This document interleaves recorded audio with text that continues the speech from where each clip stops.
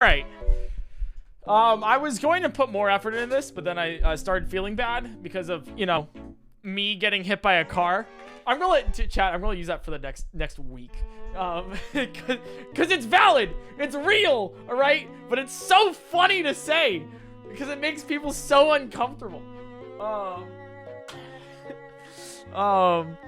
Just the way you say it, right? It's because they think you got like run over. Sorry, because my car got hit by a car. Jesus Christ. Yeah, all I want to do is attract women, but you know, all I'm doing is attracting cars. That's what the what's the cussy? What is it? Is the cussy? All right, Alex, thanks to the 11 months. All right, anyways, I was going to plan like a full PowerPoint for this. I was like, this is going to be a killer idea, but then I couldn't because, you know, I was hit by a car. So,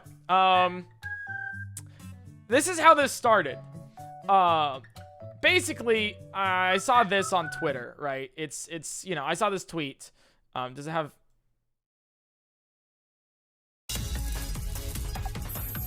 Oh, yeah. Become a streamer in 30 days. Masterclass. And you have to pay, I believe it's $15 for a subscription to Masterclass if you want to learn how to become a Twitch streamer. So I saw this, and I was like, huh, interesting. First off, isn't this info free? Second off, I'm a streamer. I feel like, you know, I'm not a big streamer like Ninja, you know, I'm not like a huge one. I didn't get like a $30 million contract. But, you know, what's the, well, it was a Twitch leak a while ago, right? It was a Twitch leak, and out of all of these streamers, oh, it doesn't mention right here. Oh, damn it. Oh, they stopped it. Damn, the API is not there anymore.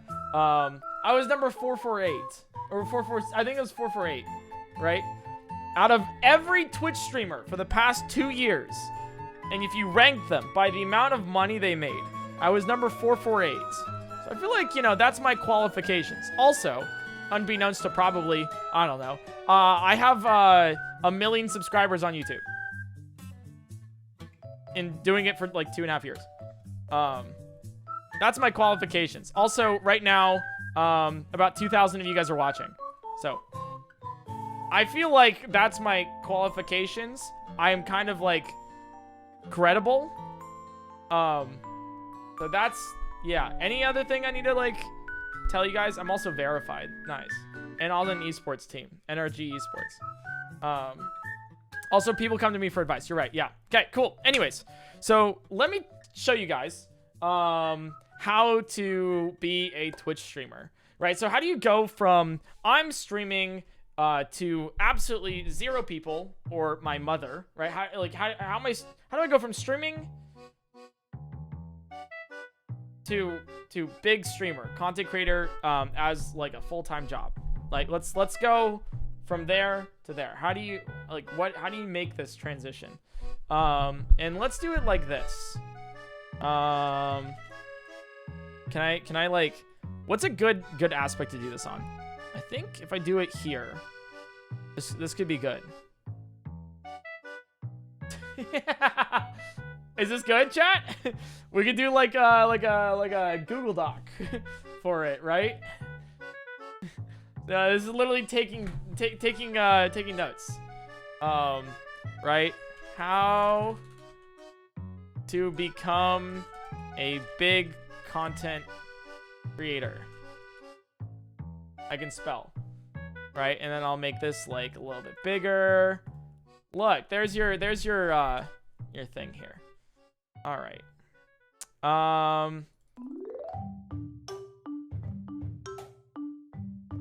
Okay, so we'll start with something like this. Center that. Fine. Are you backseating? Chat, are you guys backseating my...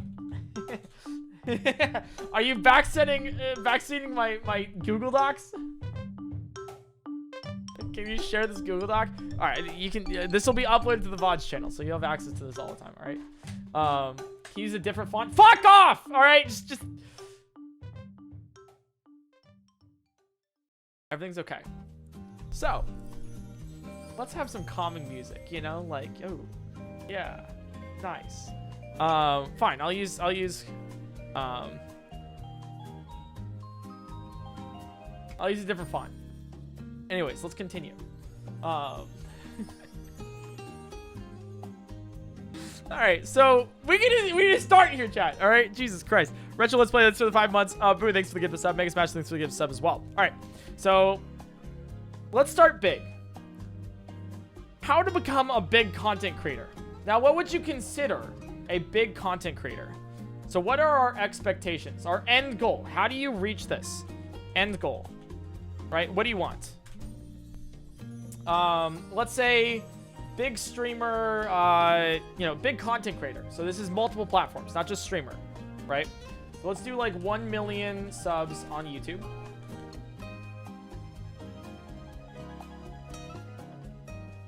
How many average viewers would you say is a big streamer?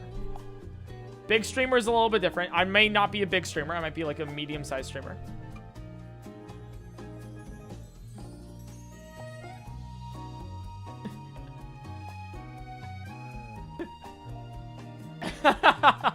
All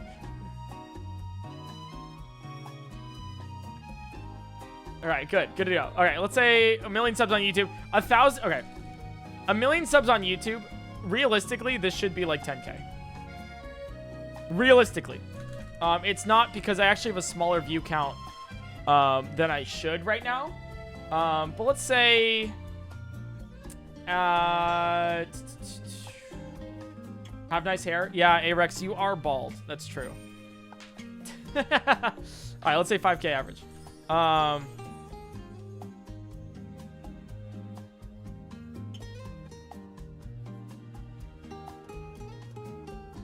Right, so this would be considered big. I am not the person to talk to about this, because I think if we check, I think I'll just give you my qualification, right? So I can really speak on this, not this, right? Because I only have like average of what, like 1,800 this month so far. Around 2,000 over this way, right? This is me. Look, my stream. I got hit by a car. But yeah. So let's say like, let's see this. And obviously full time. Like where you do this like as a job. Anything else? I think that's yeah. We can go from. We'll talk about this for as long as you guys want me to. Wandering Wolfie, thanks for the 100 bits, or just Shane. I should just call you that. I think this is probably good. Twitter verified. Okay, well.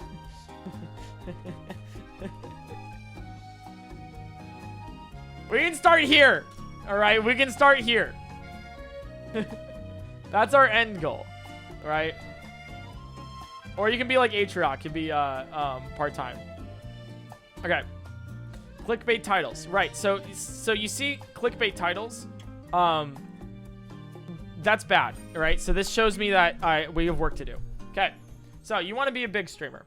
So the first thing you need to do, out of every, this is not helpful. This makes me sound like an idiot. Like,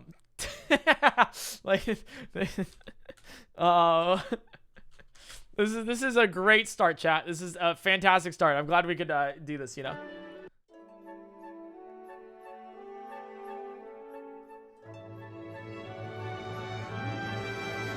Good?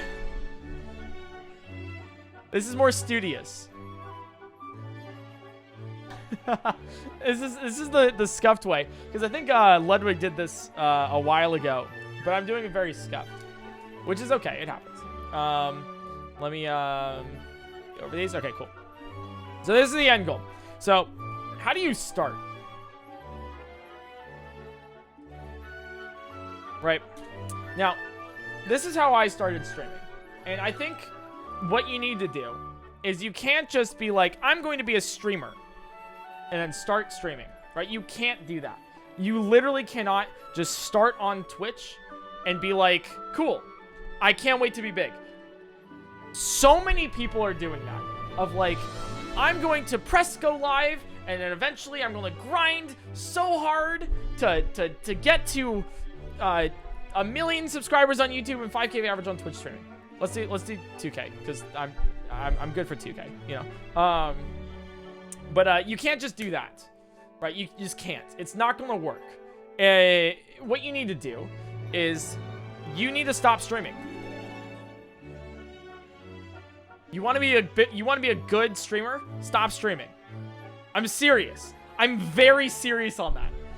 I know it's a little clickbaity here, but don't. Right? A lot of people are like, okay, I'm gonna start streaming 5 to 6 days a week. I'm gonna go live for like as much as I can, 8 hours a day. I'm gonna grind, get those viewers. It's gonna be so sick. Let's go. Stop. Don't go live. Seriously. You need to bring in people from other platforms. You cannot find anybody on Twitch, right? Let's say you're gonna start. You're gonna start streaming on Twitch, and you're like, I love playing Fortnite. I love playing Fortnite. Now, for someone to find your stream, which is probably gonna have like 3 average viewers, maybe even less.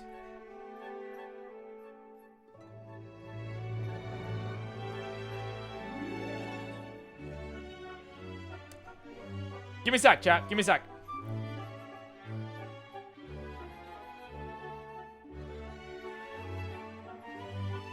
Oh, there we go. I thought I saw it. Never mind. Give me a sec. There it is. Okay, 3 average viewers. Yes!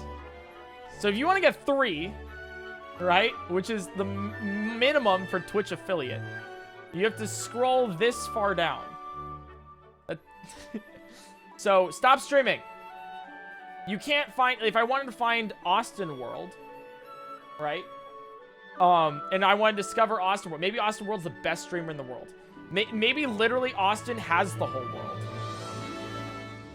You wouldn't know, because you finding people on Twitch is remarkably bad, right? So bring in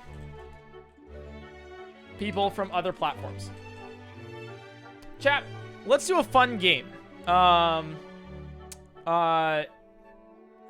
State which platform you found me on in chat. Did you find me on Twitch?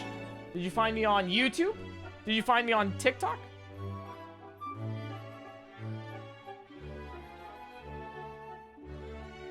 Right. Point in case. I see like maybe 1 or 2 people on Twitch, right? No, Uber Geek, you are biased, all right? Like, there's like 1 or 2 people that are like actually biased, because Uber Geek's like found me before I actually like was on YouTube. Okay, but basically, right? YouTube. A lot of people say YouTube here, and that's the thing. You need to bring people in from other platforms. Be like, hey, I'm making content here, discoverable content. And then you're like, I also stream on Twitch. You should go watch me on Twitch, right? Now, do you do YouTube? Now, if you asked me a year ago,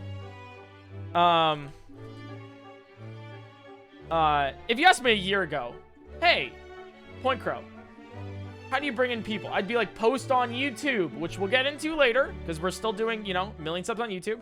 We're starting with this, right? I'd say start on YouTube. If you ask me now, don't. YouTube, while it's good to bring in people, I've seen so many people just do it wrong. And so wrong where it's just like, it's a non-starter. But you know what I have seen? TikTok.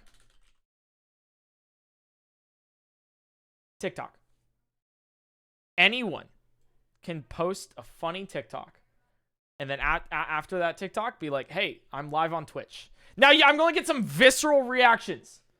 I will. I'll get some visceral reactions.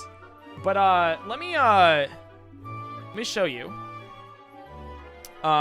New blood, right? Because I'm kind of old blood in this case, where I grew up with YouTube for Twitch, right? TikTok, I'm being very serious about, right? And let me give an example, which you guys probably also know. Tamwich. Can you guess when TikTok happened for her? Just looking at this graph, can you guess when TikTok happened?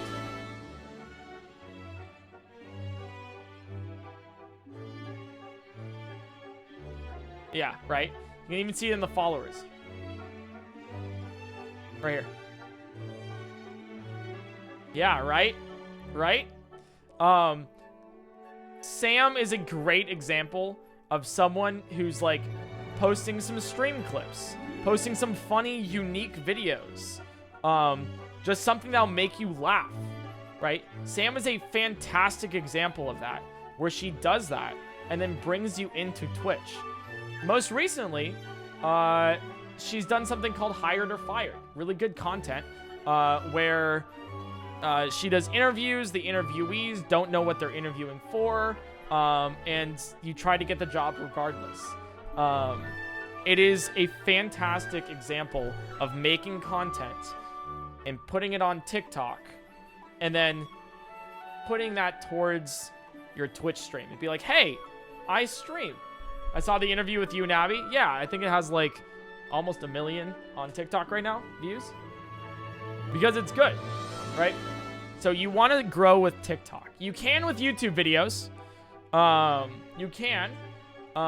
But if you want to start TikTok, right? That's what I recommend. Prioritize TikTok. Now, I can't exactly... Did I spell that wrong?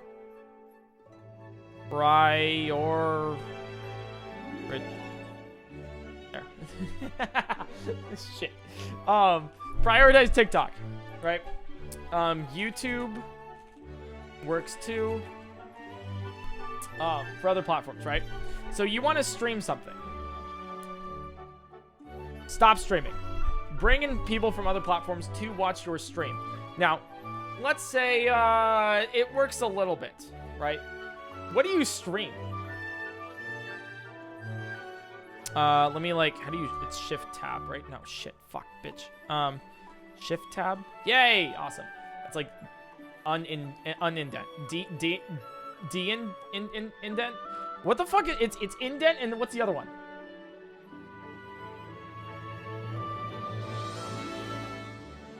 Dedent. Dedent. It's outdent. Wait, really? Is it actually outdent? Is it really indent and outdent? Like there's like you indent, right? But then you like outdent. You undent. Right? You dentant? Fuck. Okay, chat, we're getting off topic. Shut the fuck up. Chat, shut the fuck up. Okay? We need to get... No, it's not a dentist. Oh my god. Okay. Anyways. let's do... What do you stream?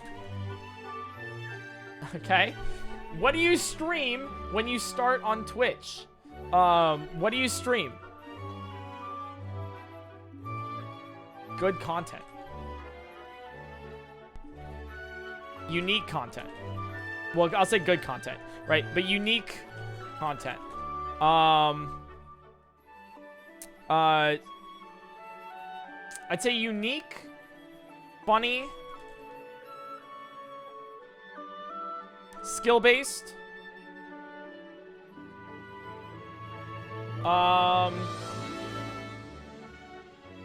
Actually, I think that would be it. Yeah. I think that would be really it. Because these are under good content. It's engaging and, like, this is engaging with the intent, you know, engaging and, entertaining. Right? This should be it, right? So what do you stream? You want to stream good content. The thing of, you know, what should you stream? Anything trending is actually bad. Do not do anything trending. Do something that is good. What makes you special? Ask yourself this.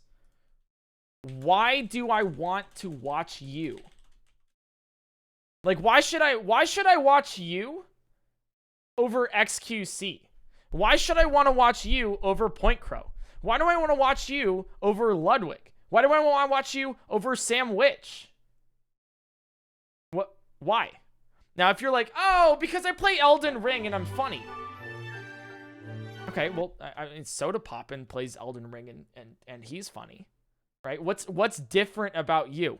Out of the 10 million streamers that have gone live every month, why should I watch you specifically? If you can come up with that answer, well, honestly, you'll have something. And it doesn't 10,000? No, sorry. No, 10 million. It's 10 million. 10 million channels uniquely go live. A month. Yes. Why should I watch you? That's important. Just today, there's 117,000.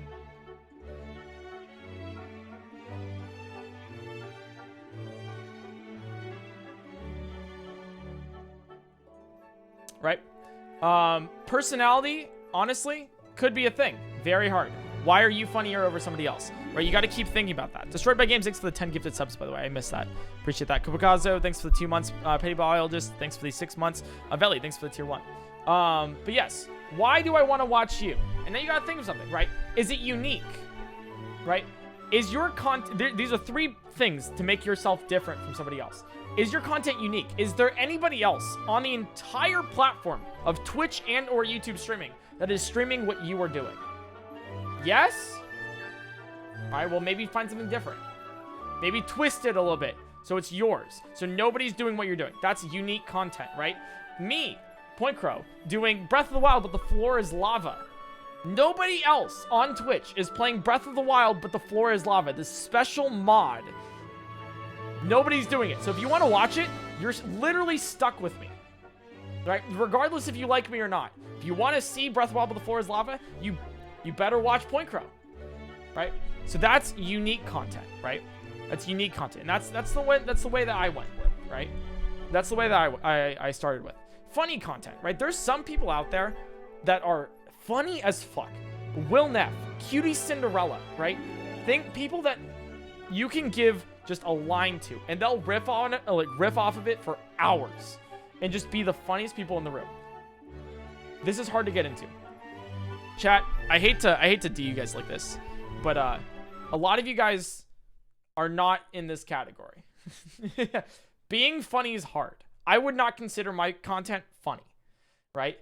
I'm not naturally funny, okay? I'm with you guys. I'm not just insulting you, all right? Right? I don't have objectively like funny content. Moon is a great example. Lyric is another great example of people who can do a playthrough of a game and you will watch them because they are funnier than everybody else.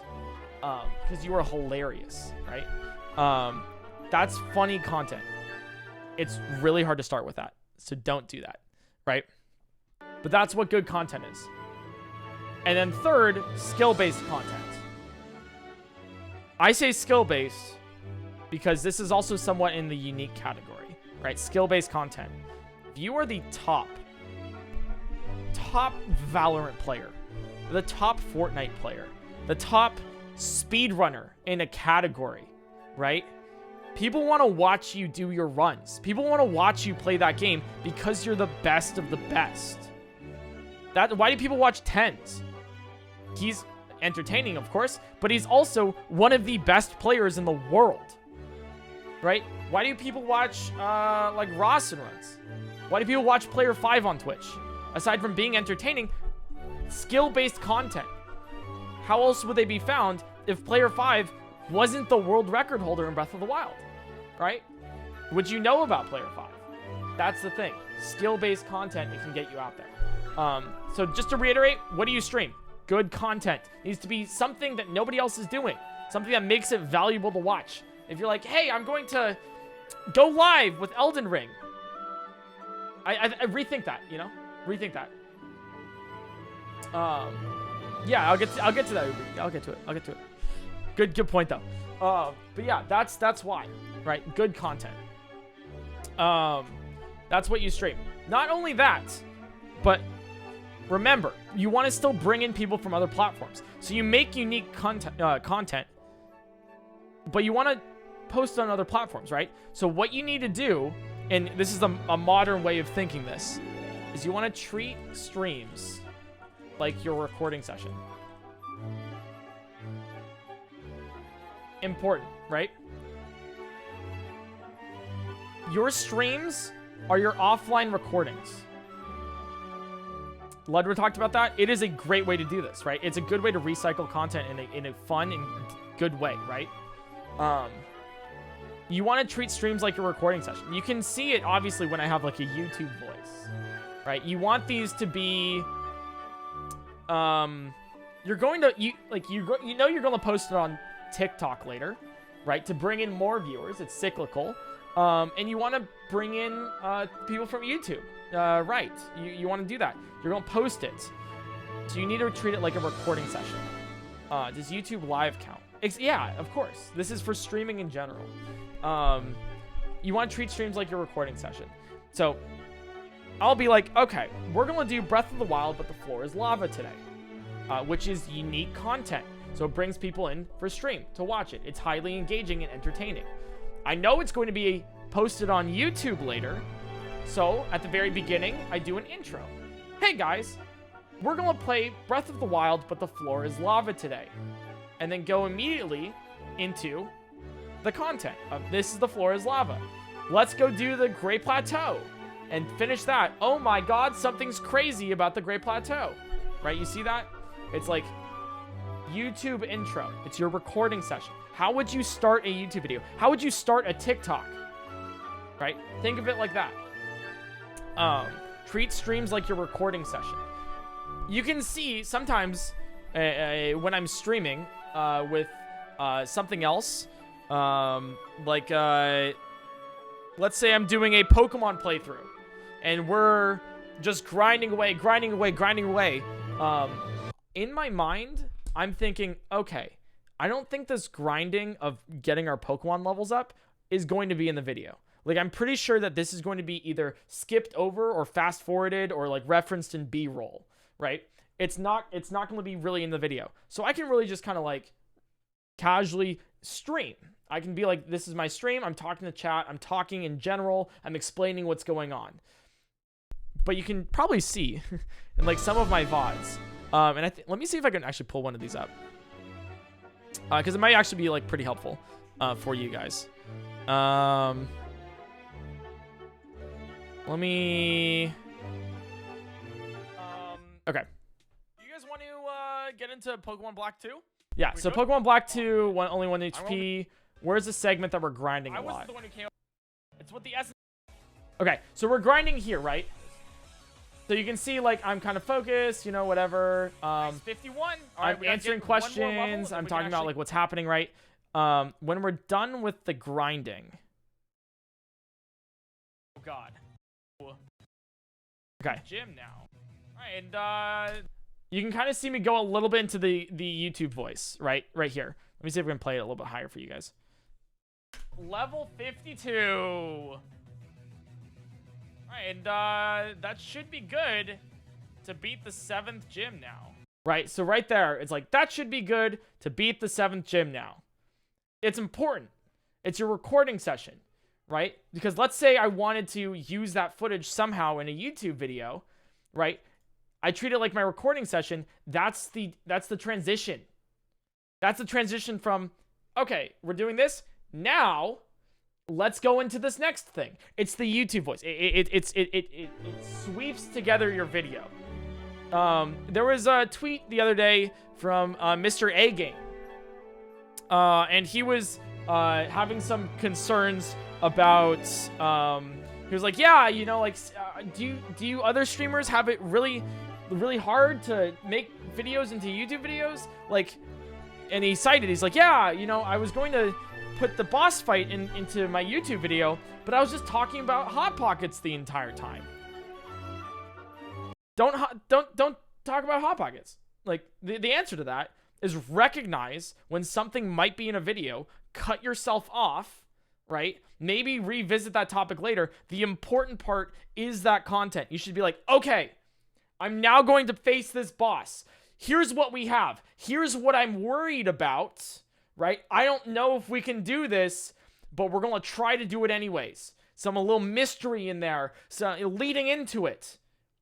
And then you can finish your topic about Hot Pockets or whatever you want, and then go into the boss fight, right? That's kind of what I do, right? So if I'm if I'm doing that chicken, like the chicken sort of thing of like Breath of the Wild, the 5 chickens spawn every second. I'm going to go, I think we literally did this. I went to the boss fight. I was talking about something, I don't know, like, hey, what other Breath of the Wild mod ideas would you guys like to see? I paused the game. I finished that conversation. And then I continued. All right, guys, now that we're at the boss, we have chickens following me. I think we can maybe do it. It's going to be difficult, but we'll have to try. And then we go into the boss, right? So you see it's a recording session there, right? The recording session. And that's important. So I know we're talking about this a lot, but I just want to get that across that you have this YouTube voice. You can see it when Ludwig does his streams too. And it's very obvious when he does, because he's like, boys, welcome back. You know, like, very obvious. But he knows when his content's going to be there. All right. Treat streams like your recording session. Yeah.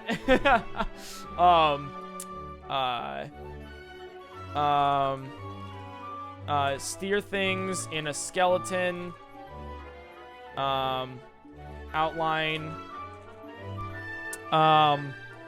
Recognize when a segment might be in the video. Act on it. Right? So let's say something funny happens. Like on the stream. I'll talk about it a little bit more. Let's say something funny happens, right? And you recognize that it's going to be in a video. You don't want to immediately be like, yeah, that was so funny. By the way, let's continue talking about Ukraine and Russia. Like, recognize, set a period of time between funny part and the end, and then you can go into it, you know? Then you can talk about the war. Grand Salamence, thanks to the tier 1 Okami, thanks to the 8 months, right? Yeah, so that's it. I got a question earlier. Do you sort of script out the content, like have a plan for each part of the stream before you start? So I'll use, once again, the Breath of the Wild, but the floor is lava. When I stream that, when I stream Breath of the Wild with the floor is lava, actually, before that, when I come up with the idea, part of the idea is this going to be entertaining? Are people going to want to see this, right? That's where you get the unique content, right? And then I start like, okay, how do I think the video is going to go, right? You want to see treating like a recording session, right? Because in offline recordings, you're like, okay, here's what I want in the video. Here's what I want in the stream, okay? Here's what I think is going to happen. So let me mold it so it could have a general skeleton. Like, for example, what's a recent one I can talk about? Can I beat Zelda if 5 chickens spawn every second? When I came up with that idea, I was like, this is interesting, blah, blah, blah. What am I going to do? Because I don't want it to be like, hey, look, they spawn. And just have that be the video, right? You need to have some sort of narrative, obviously. So you're like, hey, they spawn. Let's go check out parts of the game and try to beat it like this with the 5 chickens spawning. So you have some goal. You have some sort of thing to grasp. Like some sort of end game where you want to watch the stream. You want to watch the video. And in this, I was like, all right, maybe I can go. I was thinking of ideas. I was like, okay, maybe I can go to the Yiga clan hideout. That'd be funny. Maybe I can see if I can beat like a boss with it, like the Lionel, right? I was like, all right, cool. Those are the things I want to do during it, and then we can beat the game. And if there's anything else that happens during stream, like off the cuff, then it happens. Which I think was in there. I think we went to like Valruta or something in the stream. But yeah, that's what it is. Calamity, thanks for the tier 3 for 3 months. Thank you. Very kind of you. Mystifying, thanks for the Prime Gaming. Sorry if I'm going too in depth on this. I know we're just basically starting, but I want this to be like a bastion of knowledge for you. I will post this. I won't like give this document anyway, but I will post this video on the VODs channel, right? Okay. So what do you stream? Good content, and you want to treat streams like your recording session. You want to be engaging, right? How do you be engaging? Talk. You're going to start streaming, and you're going to be like, all right, nobody's in chat. Like, nobody's, like, you're going to literally immediately be like, nobody's watching. That's okay. That is A-okay. Totally fine. You want to talk. You want to still have it like your recording session. So if you're not talking to chat, if you're not riffing off of them, you still want to talk enough to make a TikTok out of it, to make a YouTube video out of it. It's important that you are still engaging. Let's talk about overlays. Stop. Right? Similarly to stop to just stop streaming, right? Stop with overlays. Stop. Bad. Bad. All right? You don't want to have your stream setup so complicated that you can't see what the fuck is happening. Right? There's cases where I'll go into it, but there's cases where overlays are good, right? Okay?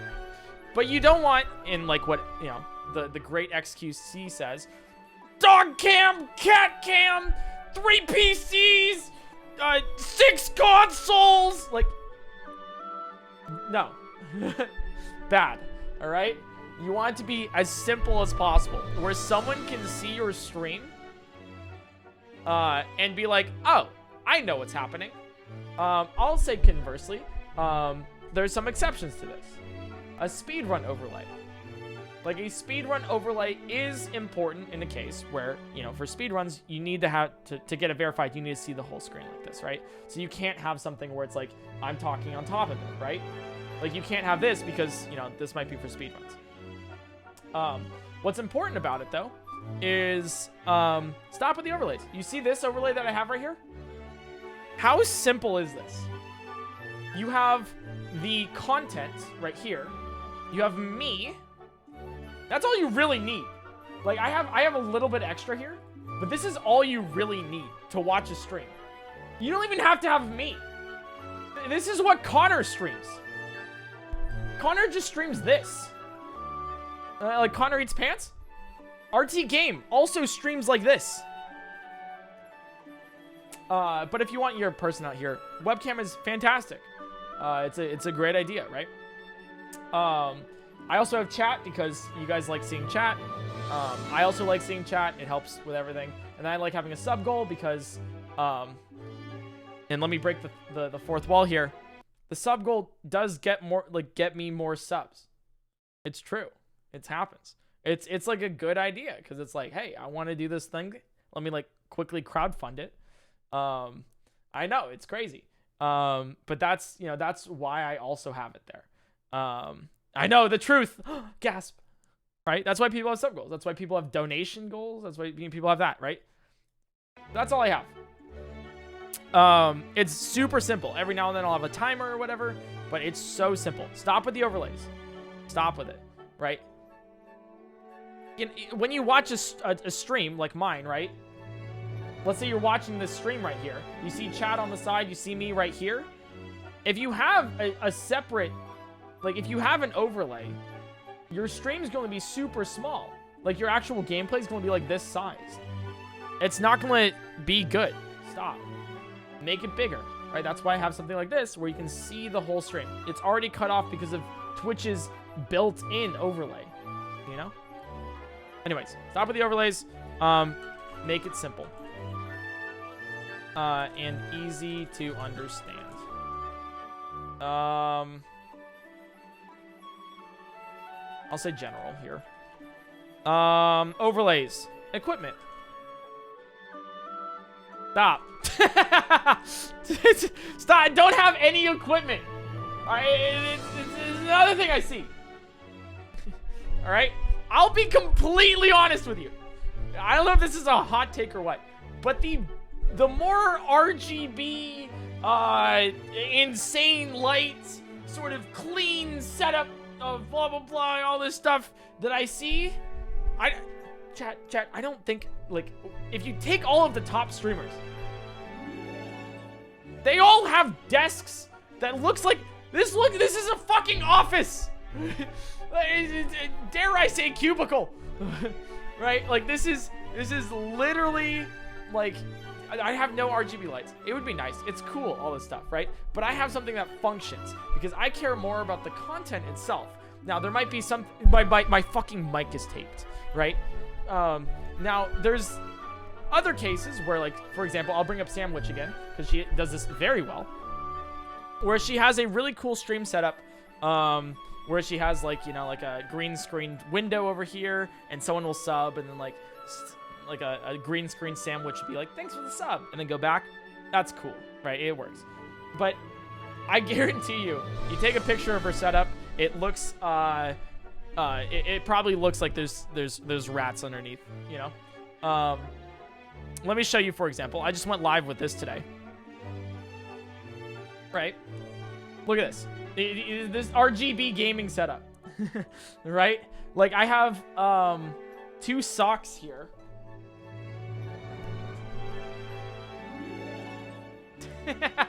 Right?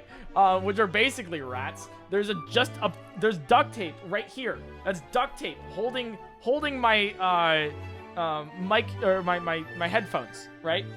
Right? And then you see, like, just a bunch of shit. It's not clean. All right, damn bitch, you live like this. But what I'm trying to say with this is that, like, you don't need RGB lights. RGB lights are not going to be entertaining for people to watch, right? You don't need this insane setup. All you need is good content. Seriously. All you need is good content. Now, if you're like, hey, I can't afford a webcam, that's okay. Do you have a phone? There's plenty of setups. There's plenty of apps and whatever that can make you use your phone as a webcam, right? Like, that's a huge thing. You don't have a mic? Okay, well, your phone also has a mic too. That works well. All you don't even need a computer. You can literally stream off of your phone. There's no reason why you need, like, any insane... You don't need a Shure microphone. You don't need a DSLR, you know, camera. You don't need this stuff, right? It's nice and high quality, but you can just stream off of your phone. That's all you need.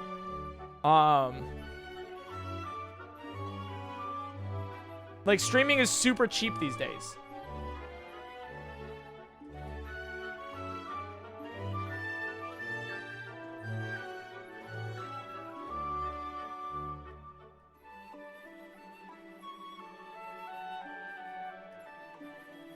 I'm pretty sure, also, TikTok and YouTube stuff, right? Isn't Shotcut free?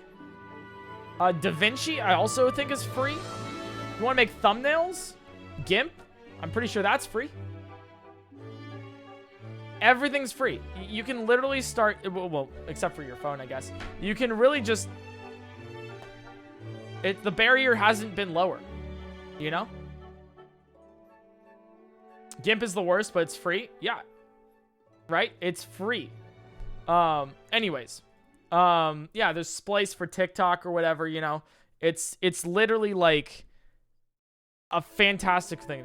What I'm trying to say here is you don't need good equipment to stream. Okay, so don't use that as an excuse. All you need is good content. Good content. Okay.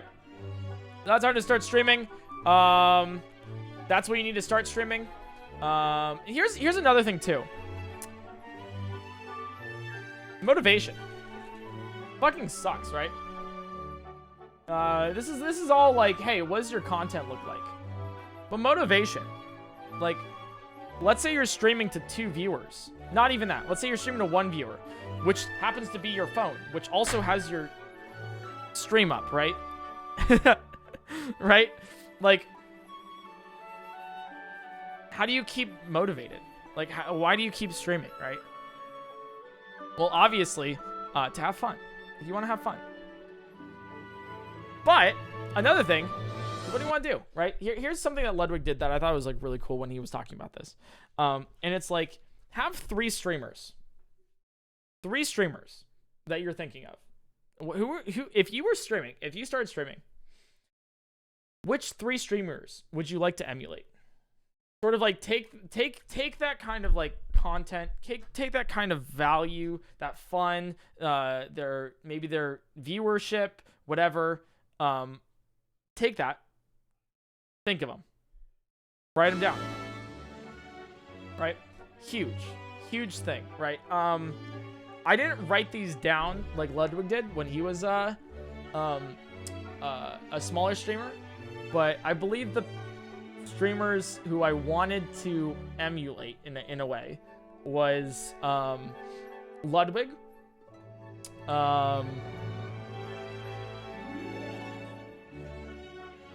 it was Ludwig, there's Soda Poppin',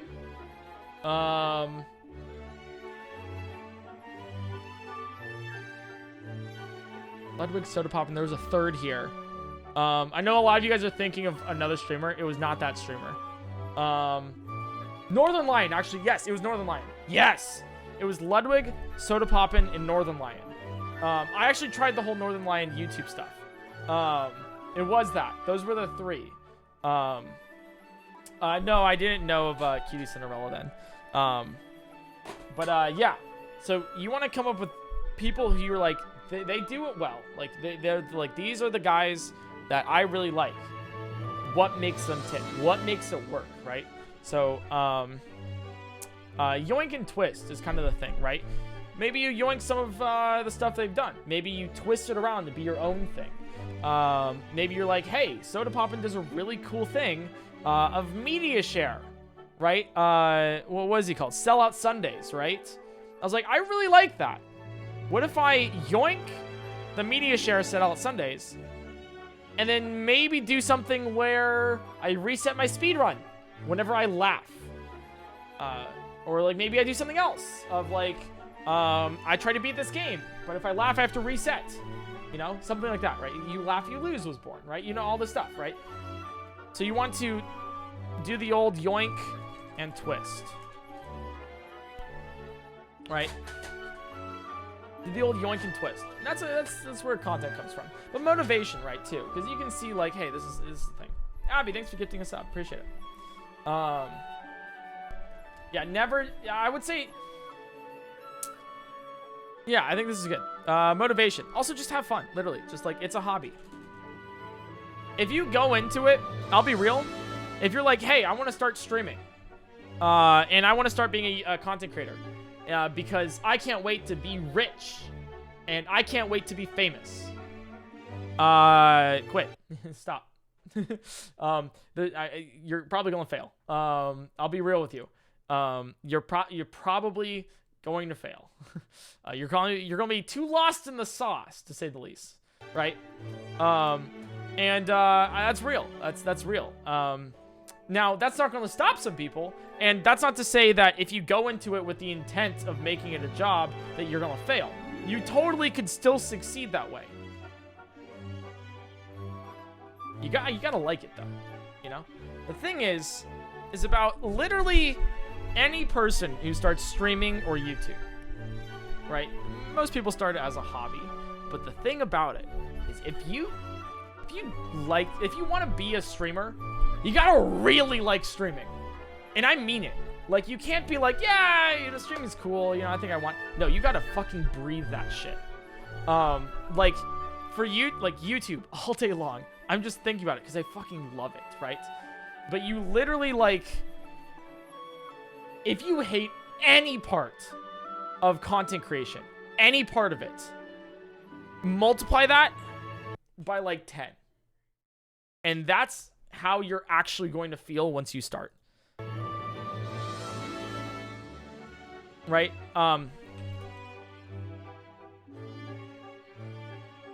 Right. You gotta really like it. Yeah, entrepreneurship, I guess, is like one way, right? Because you're gonna spend way too much time of your life. I've stayed, you know, what I had like in December, I had 17-hour days for like 2-3 weeks straight. You gotta really like it. If you don't, then you're not gonna be the best, you know. This is it, you know. Alfred says, Ludwig says Twitch lingo IRL. Can confirm he does do that. I also do that. There was one time I was talking to a girl. I was like, hey, you're PogChamp. That's real. That's a real thing that I did. Anyways,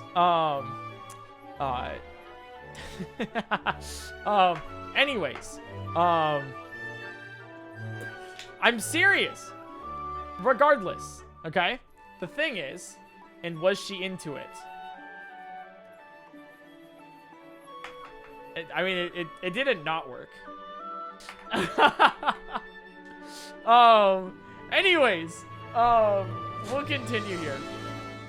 You gotta really like it, right? So like, it's a hobby, right? It's not just a hobby, but like, you know, you gotta really like it. If you don't really like it, you know.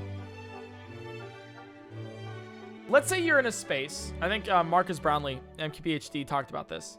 It's like, so you want to be a tech YouTuber. And he was like, you gotta really like being a tech YouTuber. Because someone who likes tech more is probably gonna put more time into it.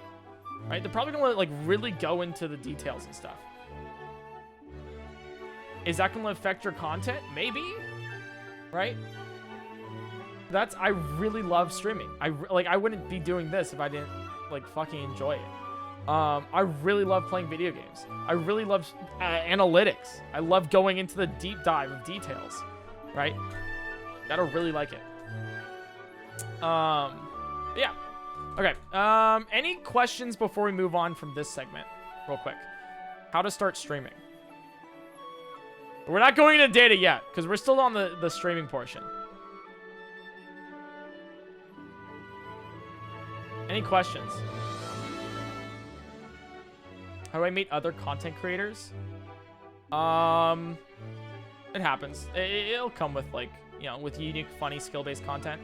Like, for example, I saw Sam Witch off of TikTok. I literally was scrolling through. I saw Sam, and I was like, that's so fucking funny. It looks like she streams on Twitch. Let me check her out. Checked her out. She's pretty cool. And, we're friends now. Or I think we're friends. Like, maybe, I don't know if she thinks we're friends, but like, I think we're friends, you know? You know, it'll happen, you know? I feel like a lot of content only works when you have a lot of viewers. Yeah, that's great. That's a great question. Let's go to, what do you stream? Good content, right? Let's see. What do I want to watch here, right? Let's go under unique content, funny, you know. Okay. Let's do it like this. General streams. Okay. What do you stream? I feel like I have some ideas. I feel like a lot of content only works when you have a lot of viewers. That's where my stuff fails. How can I combat that? So a really good example of this is Twitch Plays. Let's say you just start streaming. It's your first stream. And you're like, I'm going to do Twitch Plays Breath of the Wild. With what viewers? What chatters? Like, it doesn't work. Like, it very clearly does not work, right? So don't do that. There's content, though, that makes sense, right? I think a lot of people think of it where it's like, I need to have more viewers to make good content. That's wrong, right? Some content, let's see. Make content that makes sense for your audience, right? So, Twitch Plays won't work for a 1 viewer Andy, right? Twitch plays won't work for a 1 viewer Andy. But you know what is a good thing, right? I can't really make glitch videos anymore. Like I can't make a full detailed video on a glitch anymore. Like one glitch. I can't be like, for example, I can't. Oh my god, where is it? Is it really not in my top 5 anymore? Wow, that's crazy. Wow, that's really crazy. Yeah, taking Sidon to Gerudo Town. Will they let him in? Right, I played with a glitch that allowed you to teleport Sidon outside of the Varuda fight, and I made a full 23-minute video on it. It literally doesn't work anymore. I can't do something like that again. Unless I do it in like a more high production way, something that's really just like, I can't. Like, it doesn't make sense for me to spend that time. It's like a full, yeah, I feel like a lot of, it's the first video that blew up on my channel. Right. And I did a follow-up to it too. Where is it? I think if you literally search PointCrow Sidon.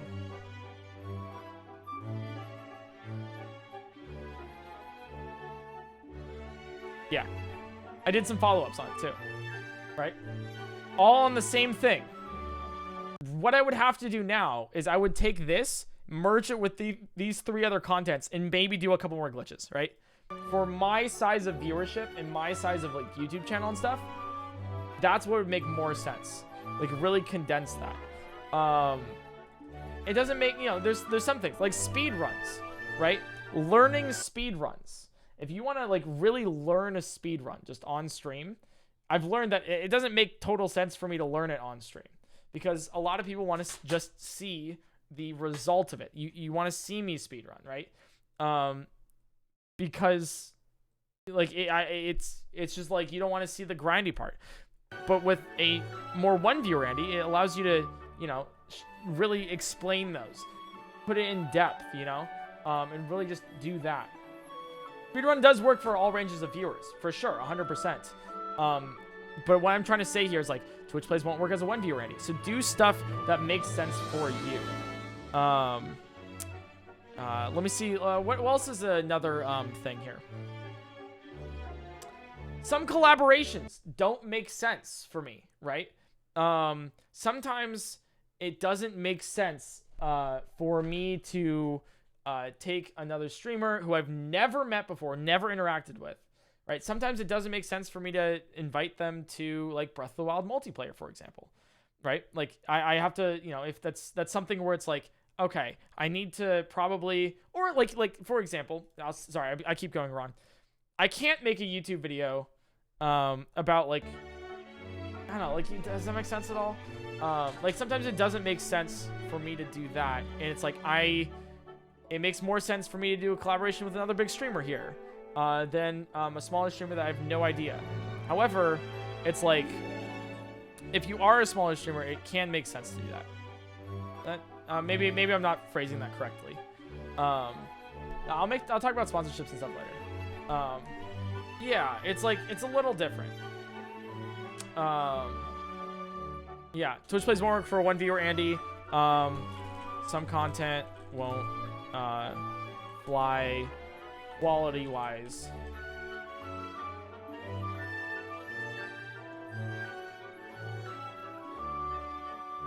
What does Andy mean? Oh, it's just like a Twitch lingo.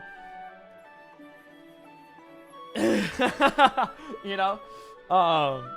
Let's see. I'm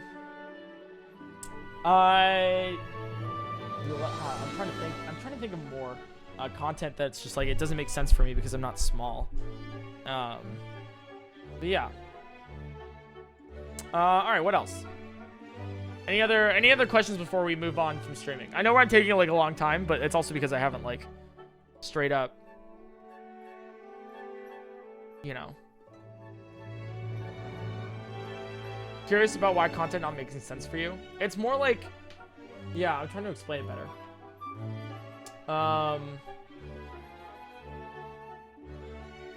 Here's something that doesn't make sense for me. It maybe not be like actual stream content. But a Discord movie night could be fun, you know, all that stuff. But in my case, my time is extremely valuable. And I know that's weird to say, especially to my chat, and that sounds like flexing or whatever.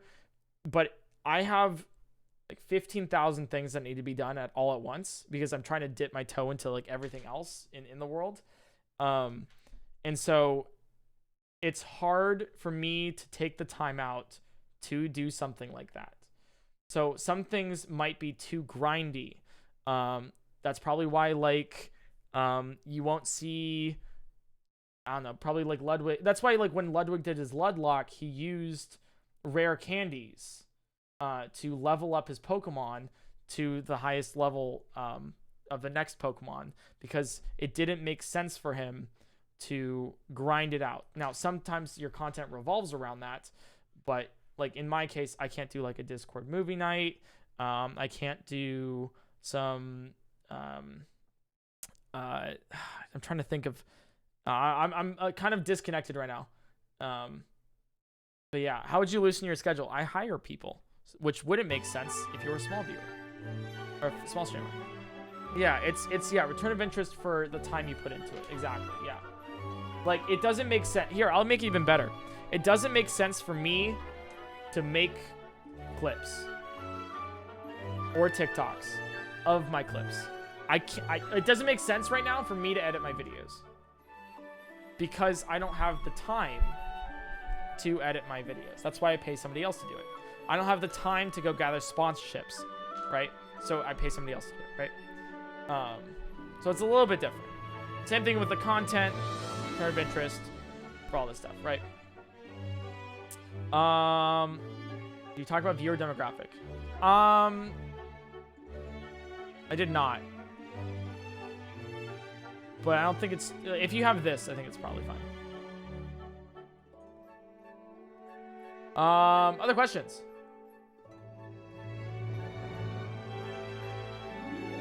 How do you go about advertising your content? Ooh, that's such a good question. That's such a good question.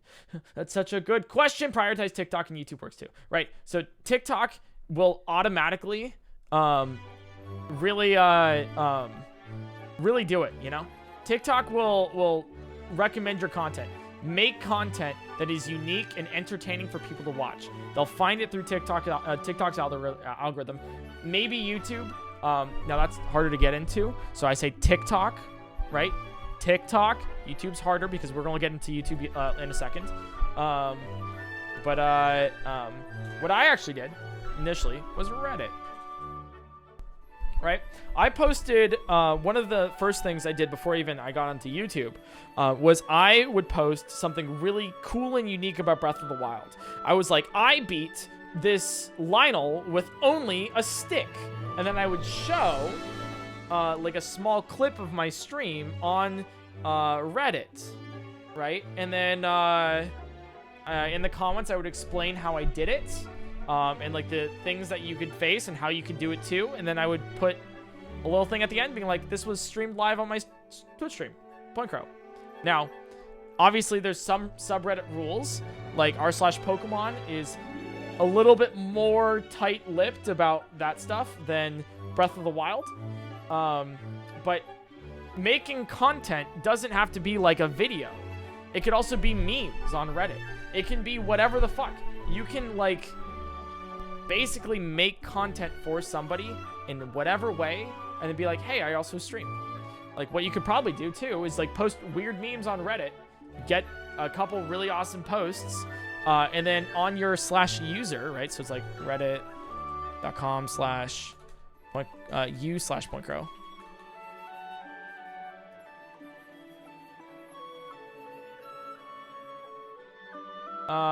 Yeah, you can see I have like a pinned post right here with like all of my links, you know, for Reddit. So, anyways.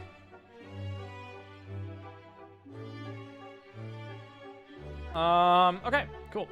I'll say one more question and then let's move on. I want to ask you about your consistency on platforms like YouTube. I'll talk about that in a second.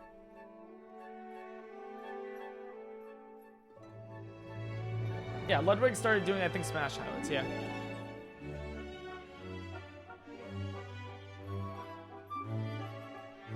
I feel like the memes should be related to your stream. No, they don't have to be. How do taxes work? I'm not a tax guy. I pay someone to do that. Twitch versus YouTube for streaming. Twitch versus YouTube. I have not streamed on YouTube, so I can't talk on that. I have no idea. I would say Twitch, personally, because you can do that. I'd say Twitch for now. I'm not too sure, though. Like, overall, you know? Anyways. Okay. So this is how to start streaming. So I don't know anything about you about TikTok. Sorry, I know things about YouTube. I don't know anything about TikTok, so I really can't comment on what works on TikTok, what doesn't, because I haven't done the testing myself. Sandwich, you could probably ask her sometime. She's a great resource for it. What works, what doesn't. I think Hey Kip does it really well. Another streamer, Aviva Sophia, Purple Cliff. They both are also great. I think Aviva's streaming literally right now. But they know what works.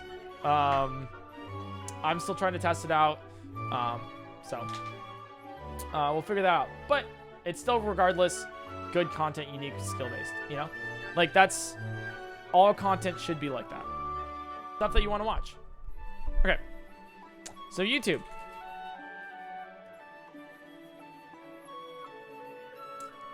How do you present yourself in a good way? Well, I mean... I think it's kind of like self-explanatory a little bit. Like, you don't present yourself in a bad way. You don't be like, you suck, you're the worst, I'm awful. You want to present yourself in a way where it's like, hey, I'm cool, fun, unique, good at games, or just be a good person. It's easier. You know? I mean, I do put on a little bit of a character for stream, which I think a lot of people have confused in the past, of like overly cocky and like oh haha, I'm the best, you suck, haha. Or like, you know, play things up. It's like something's like, you know, oh god, I can't believe that happened, you know?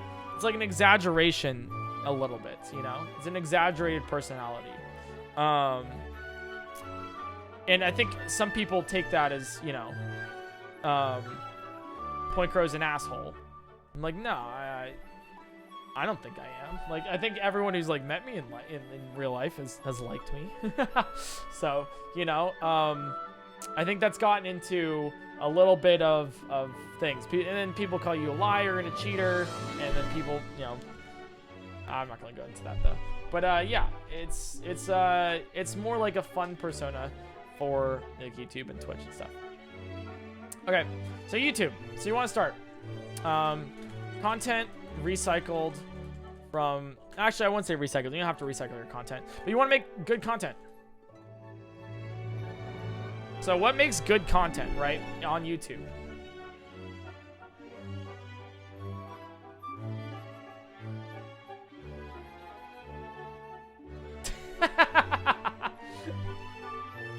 Crazy how that is. Why do I want to watch your video? Why the fuck, out of the even more huge videos, why the fuck do I want to watch yours? Like you get served on YouTube,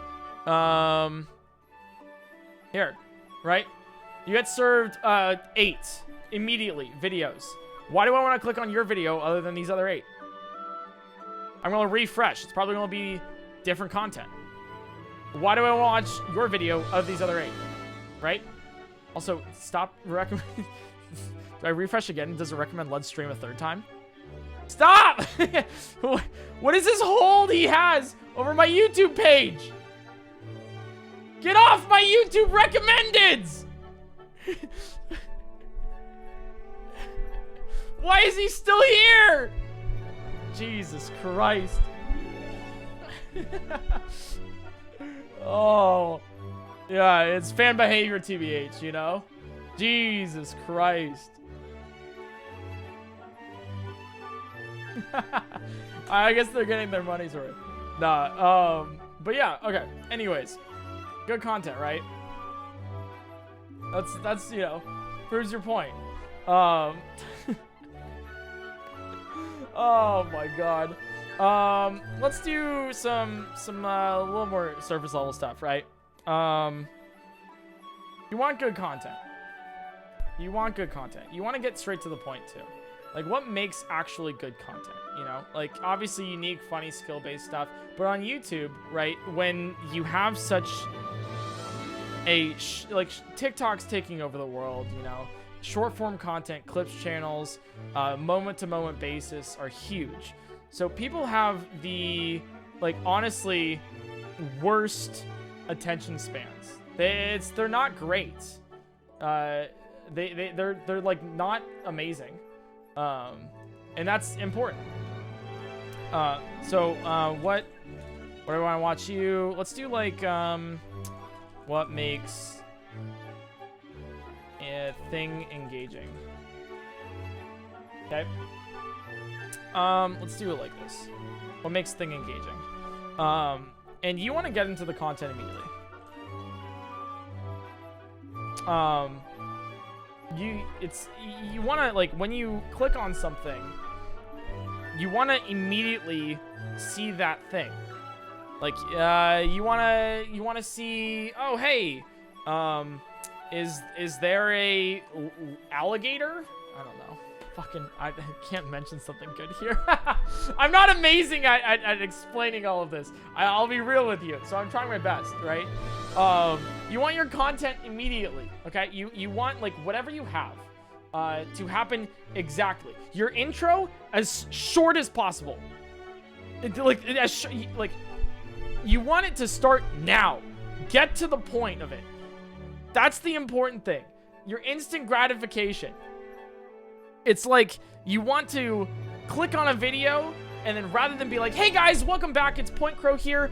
Thanks so much for the love on the last YouTube video. That was super awesome. If we could like get some more likes on this one and then also subscribe, that would be amazing. By the way, I haven't been posting YouTube videos for a little bit just because, you know, I did get in a car accident. Don't worry, I am okay. That's totally fine. But yeah, today what we're doing is playing Breath of the Wild with only chickens.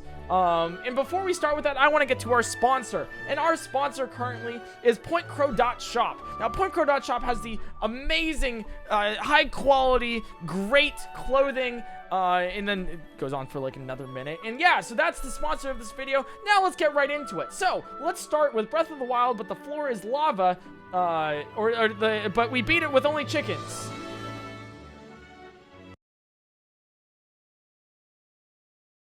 Stop.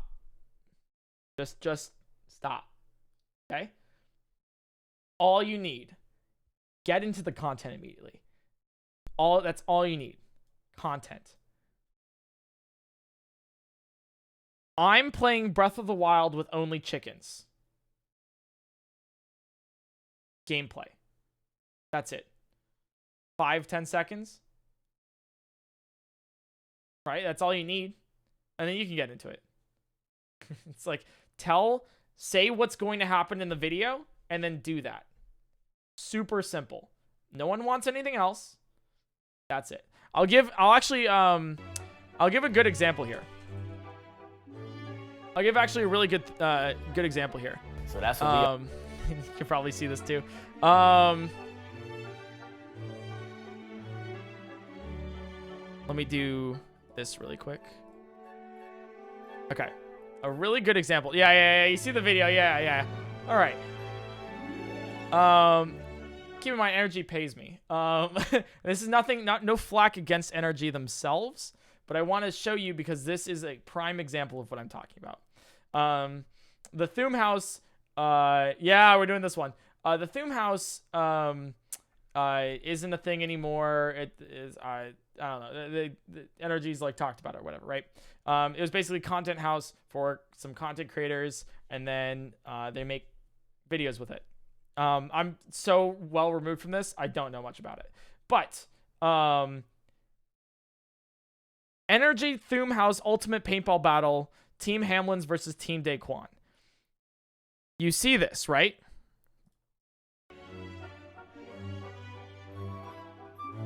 When do you think the paintball starts?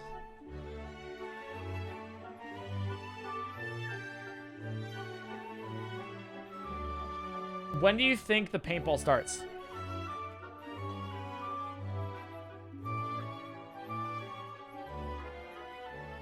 It's a 14-minute video.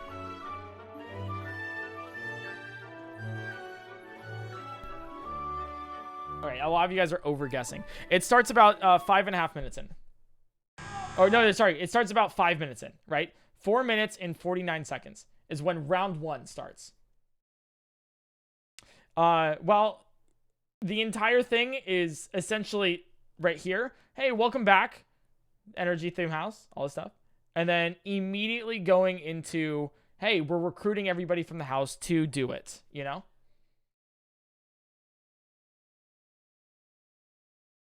It just takes so long to actually start it. To do this as a good example, right? A good example of what to do, right? Because from this onwards, it's entertaining. Like, it gets you in there. You want to see, does Hamlins win? Does Daquan win, right? Energy does a great job with it. But, like, also, he's recommended again! Stop! Oh, my God. Jesus Christ. Ludwig, please. I promise you, you have an entertaining stream. But I'm in the middle of streaming myself. I'm not going to click on your stream while I'm... We'll move on like normal citizens, and this never happened. But if you double down one more time, motherfucker, I swear to God, I'm coming down with an axe of authority. I understand. Okay. I get it. Anyways, let's move on to a different content. So, yeah, YouTube thumbnails, everybody. Yeah. Okay. Anyways, so yeah, basically, if you want to fix this, all you need to do, to fix this is, NRG Hamlins versus NRG Daquan. Who can beat each other at paintball? Winner gets $1,000. Go. And then they go. That's it. That's your video. That's how you start it. It's super easy, right? Not you can go even faster than that. It's like Hamlins versus Daquan. Whose team can beat each other at paintball? Winner gets $1,000. 3, 2, 1, go. And then they start with this. Like, super easy, right? Super easy, super fast, and that's how you get into it. Content immediately. Clairbo, thanks for the 23 months. Lord of Potato, thanks for the 23 months. Viveka, thanks for the 5 months. Console, thanks for the 3 months. Panda with the 3, and Ruthella, thanks for the tier 2 for 20 months. Icarus with the Prime Gaming, thank you. Right? So that's what makes things, like, engaging. You want content immediately. Let's see, what else? Now, you want content immediately, but you also want things to happen. I know that's so stupid to say, but let's say you're doing said paintball. I'll keep using it as an example. Let's say you're doing paintball, and like round 1 goes by, and you're like, that's so cool. Round 2 is going to be essentially the same thing as round 1, but maybe the outcome's slightly different. You want something to happen. Something to change, to keep you engaged, right? So maybe between round 1 and round 2, you're like, hey, man, I know you just did round 1, but let's raise the stakes a little bit. Rather than $1,000, if you beat me this round, I'll give you an extra 500, right? So now you're re-engaged, right? You're reminded of the original concept of the video, and then you bring in the second element, and you're re-engaged of like, oh, shit. I want to see the end of this round now. Make sure, because otherwise you're just, what, you're going to skip the end? It's like, no, I want to see the end of this round now to see if he gets that additional $500. So I guess you could say gimmick, but I don't like putting it that way, right? And then you do that, and then you re-engage it. And at the very end, you know, it's like, ah, you won, you know, all this stuff, right? So you want things to happen during it, right? So you have this skeleton of like, I'm doing this. And then we're doing a little bit of some things to happen. Stakes are also good. A little 5-second sneak preview at the beginning. I don't think you need that. A 5-second sneak preview at the beginning. Like people, like you see it in some cases, right? I don't think you need it. If your content is good enough, cool enough, or whatever, I think you just be like, I'm doing this. Like I'm doing this, and then you show it immediately, right? You don't need to have a 5-second sneak preview at the beginning. I mean, what you could do, slightly differently, is you have your mini intro of you're like, you know, I'm doing X, and then in the B-roll, or because I've done that, right? In the B-roll or the after, you know, right afterwards, it like shows you a little like you know, oh, kind of there, and then you continue, right? Off of that. You shouldn't just like start the stream or start the video and then just like, you know, you kind of show the end, you know. It's like you don't do that. You want to make it entertaining. And you can do that with stakes, right? So stakes is like, hey, this paintball video, well, let's put $1,000 on it. Awesome. Great idea, you know? Put $1,000. Actually, let me even show you this. I'll use me again as an example of something that I did. I tried to do this a little bit here, and we'll see how long it was. So nuts! I'm gonna break the world record for the largest elephant's toothpaste experiment. We're also gonna blow up this car. And then I'll tell you why table salt can be deadly. 8 seconds. It was an 8-second intro.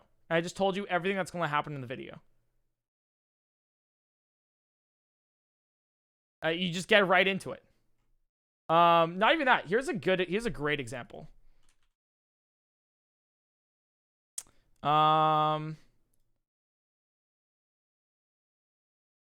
me see if I can find it here. Yes. Here's a fantastic example. I got hunted by the FBI from Mr. Beast. He starts it immediately. And this is great. I got hunted by the FBI. You already know the context when entering this, right? I tied up an FBI agent. If he steals this $100,000 from me before midnight, he keeps it. $5. Sorry, not $5. 5 seconds. That's his intro. 5 seconds. You know exactly what's happening. I'm going to be hunted by the FBI. I have until midnight. And if he catches me, he wins, what, $100,000? There you go. And then he starts the video immediately. This is a night. Good luck. Let's go, Tariq. Oh! What do we do? Oh my gosh, we gotta go. See? Not even 10 seconds in, and there's something that happens. Right? That's the important thing here. Right? So, content immediately, right? Things happen. Stakes. Right? Things happen. You can see with Hunted by the FBI, you know, he has a thing where he's like, oh, I'm in this hedge maze, right? And then later it's like, actually, I'm in this football stadium, right? It's like things happen during the video. And then stakes, $100,000 is on the line. That's what makes things engaging, right? So, yeah, all right. Let's see, good content, what makes things engaging? Let's say, what's next? Titles. Important. Titles. Your title wants to be, you want to make it as short and simple as possible while still getting the point across. Right? So you want to be like, so I'll use this as another example. I'm going to keep doing this. By the way, in case it's not obvious, I love Energy. They're an amazing esports organization, and I love being a part of Energy speedrunning. I'm just using this as an example because it's such a good example for what we're talking about. NRG Thumbhouse Ultimate Paintball Battle, Team Hanlons versus Team Daquan. That's a mouthful. That is a huge mouthful, right? It's just words on the screen, right? Words on the screen. What you want to do instead, right, is you want to have them short and simple. Also, you want to make it as accessible as possible. Description has big play in SEO, title ranking, and all this stuff. Bad. Stop. You're getting lost in the sauce. All right? Stop getting lost in the sauce. I say that because you're not even like you're thinking small picture here. Small picture. This little thing over here, right here. Don't do that. You want to think big picture. Why do people want to click? Not like, "Oh, what's the good SEO to get recommended?" No.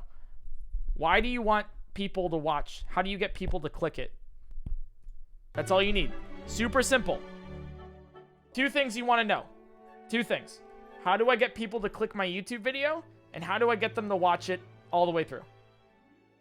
2 things. That's all you need. Don't think anymore. Yes, there's small things of like, okay, well, actually, this tag might be a little bit better than this tag. Maybe you should... Small things. They will make next to no difference for you. Right? Don't get lost in the sauce.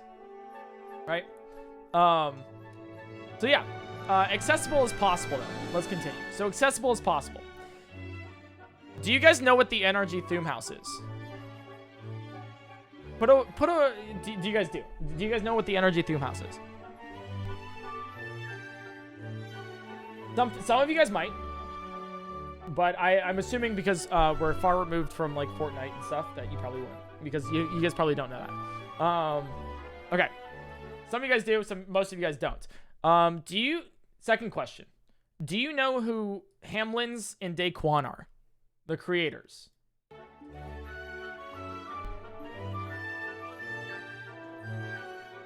Okay. A little more yeses. There's a little bit more yeses. But a lot of nopes still. Okay. So why would you want to click on something that says NRG Theme House Team Hamlins versus Team Daquan?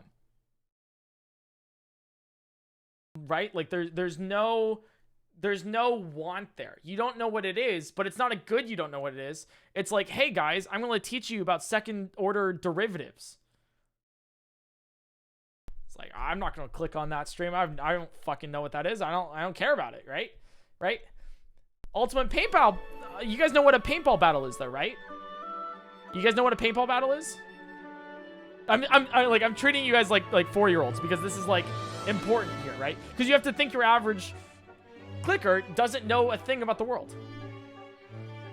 Right? Awesome. Paintball battle.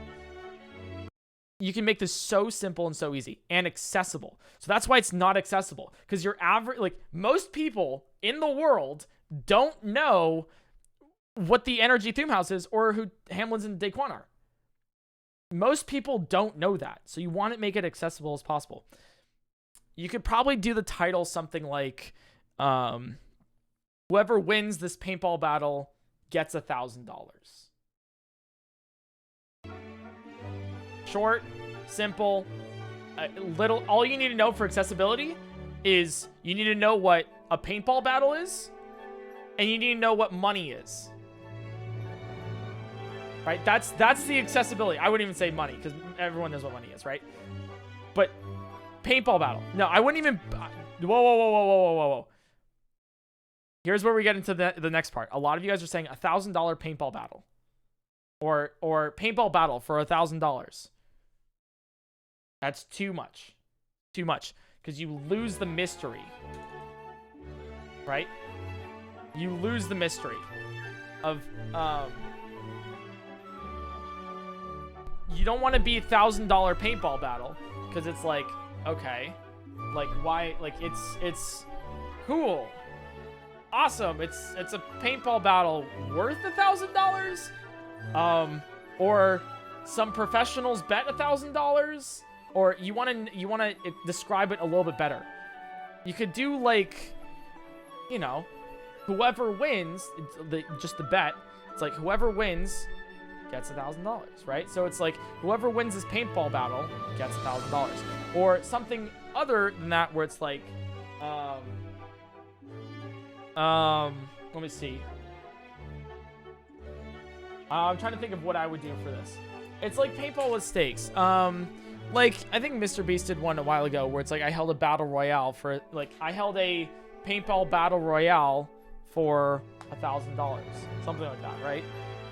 It's like, I did this. You know, who does this gets that. It's very clear, very simple.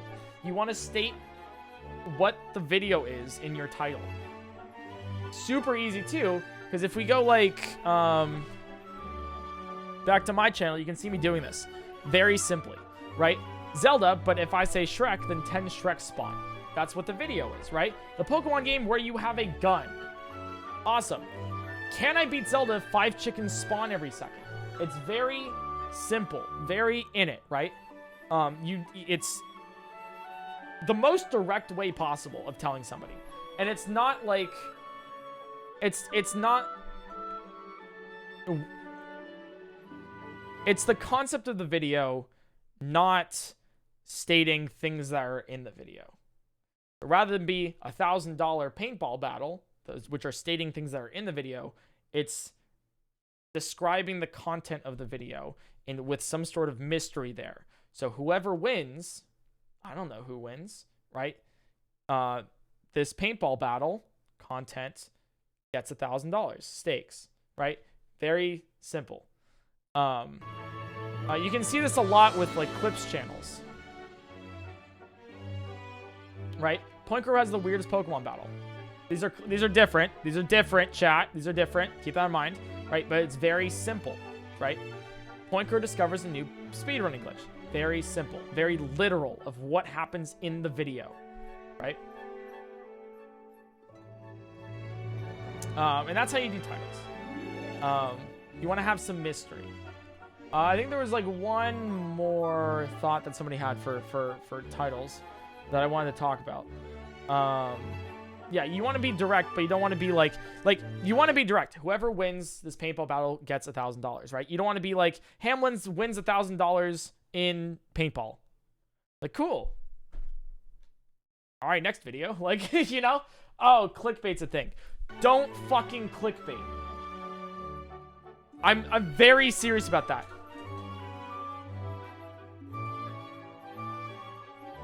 Do not clickbait. Never clickbait. It is bad. It is actually awful for you, right?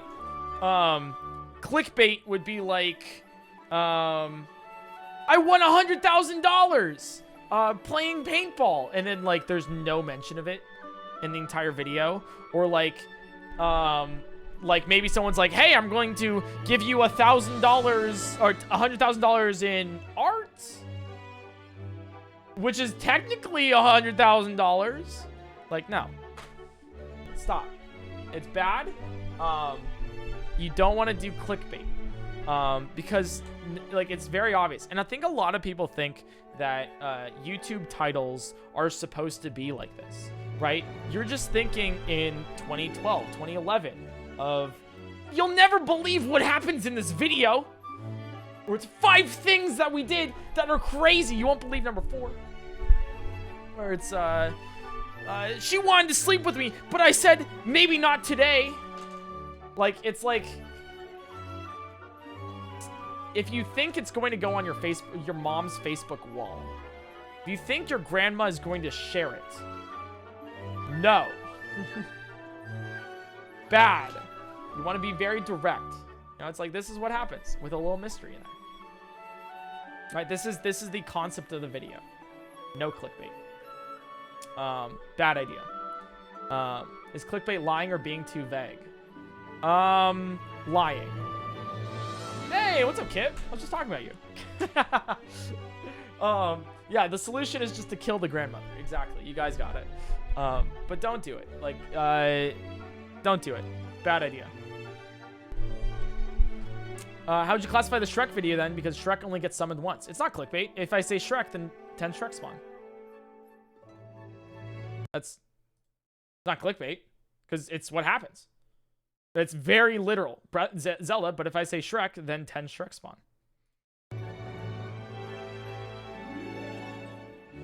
It's the same thing, right? Now, there's a little bit that you can play around with. Like, I made sushi, but the recipe was translated 60 times. Right? That is true. The recipe was translated 60 times. I did make sushi, and it was translated. We did that.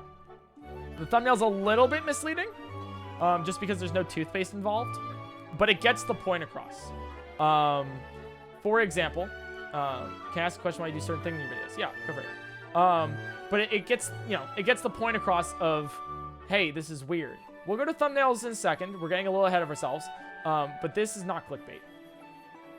This is something that's, I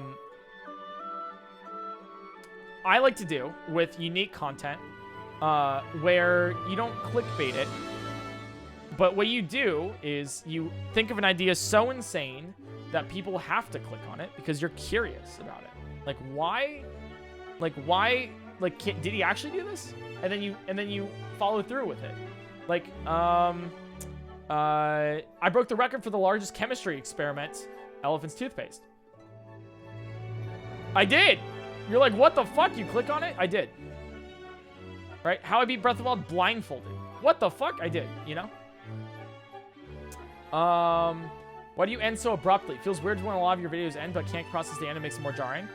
Oh, the reason why I end like abruptly, in this case. So true, besties. There's an ad. You're correct. But the reason why I end so abruptly is because do I need to have an outro for a video? Once the video ends, it ends. You get a huge drop off in your watch time if you're like, hey, we just beat the world record. Yeah, we did the world record. And then for the next 2 minutes you just talk about like that was so cool, about like, oh my god, that was amazing, I really loved like the record, and then it's like you're like, all right, cool, I click off, I watch something else. Now it is a little jarring. I could have like a little like 5-second end screen, but I kind of like the jar because then you're like, whoa, it's like, that's crazy, that was fun, and then it brings you into the next video faster, right? No, 10 seconds of outro with the end cards pointing at other videos. The reason why I don't do that too is because like I see you guys also being like 12 seconds, 5 seconds, 12. It's because people will click off the video. I don't want anyone to click off the video. I don't want anyone to. I want you to watch the entire thing through. All of it.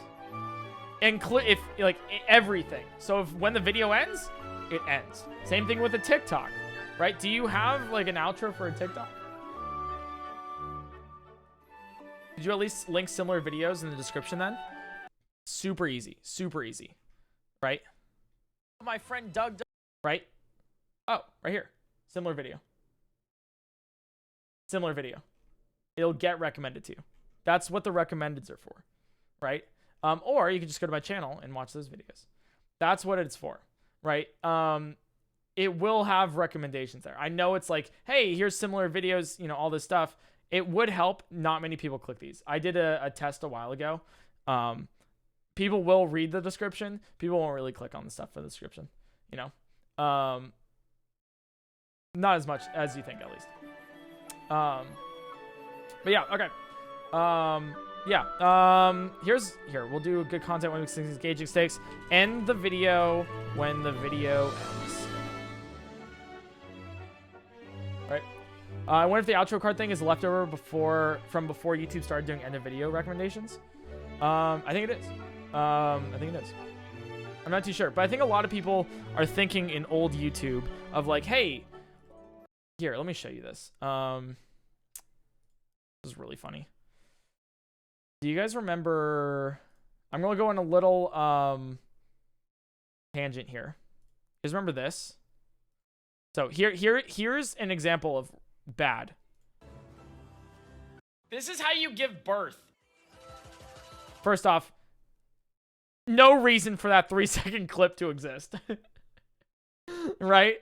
Literally no there's literally like no reason. It is funny now.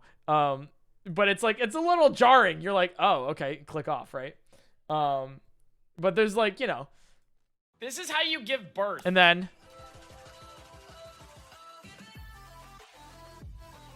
what we're doing is we're bringing... There's no need for an intro. You already know you're watching PointCrow. Right there, you know, I'm here. Like, there's no need for... That's like a reminiscent of old school YouTube, you know? Bringing Side into Gerudo Town. There, but that's pretty good, right? So then I still have like a really quick intro. Because last time we brought Sidon to Death Mountain. I watched the YouTube video and the guy basically said, oh yeah, it'd be a great idea if someone broke. Yeah, basically. Old hair. Yeah, I actually bleached my hair. That's frosted tips. I did it for a sub goal.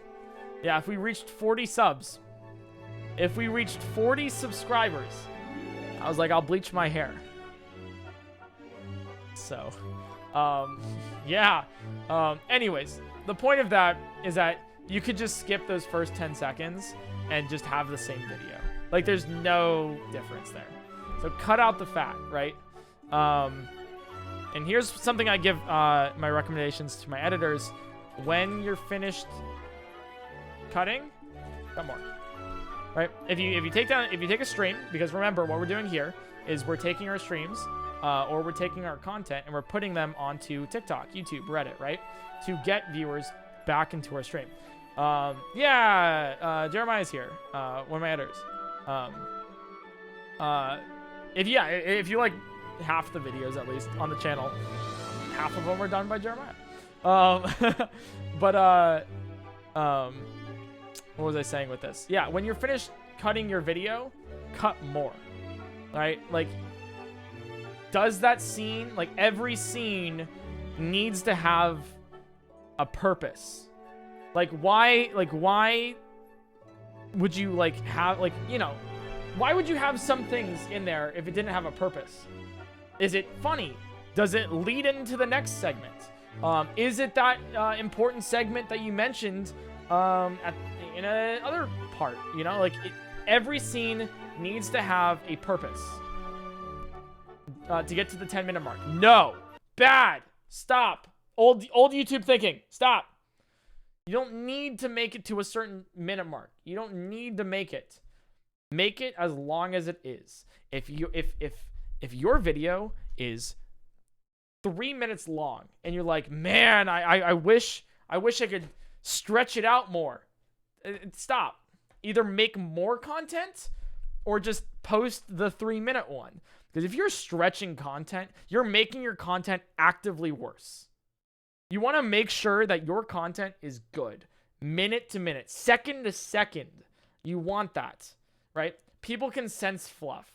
It's super easy, right?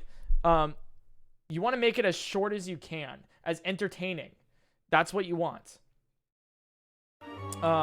Similarly, if you post like an hour-long video, you got to make sure that whole hour long is entertaining second to second, minute to minute. Back to the attention span thing, right? You want to do that. So when you're finished cutting, cut more. That's it, you know? If your video ends up being 3 hours long, yeah, hell yeah, that's awesome. But are those 3 hours, second to second, minute to minute, entertaining? Anyways, all right. Titles. So that's you know, we went back a little bit to what makes things engaging. Yeah. YouTube. But people like short videos. Why is streaming becoming so big where we watch people for hours? Because their streams are, once again, entertaining minute to minute, second to second. Okay, let's continue. Why are you watching this? Is it engaging? Do you want to know what happens next? Am I doing something unique? Skill-based? Right? I feel like, you know, I'm skill-based in this. Exactly, right? That's why you gotta think of it, right?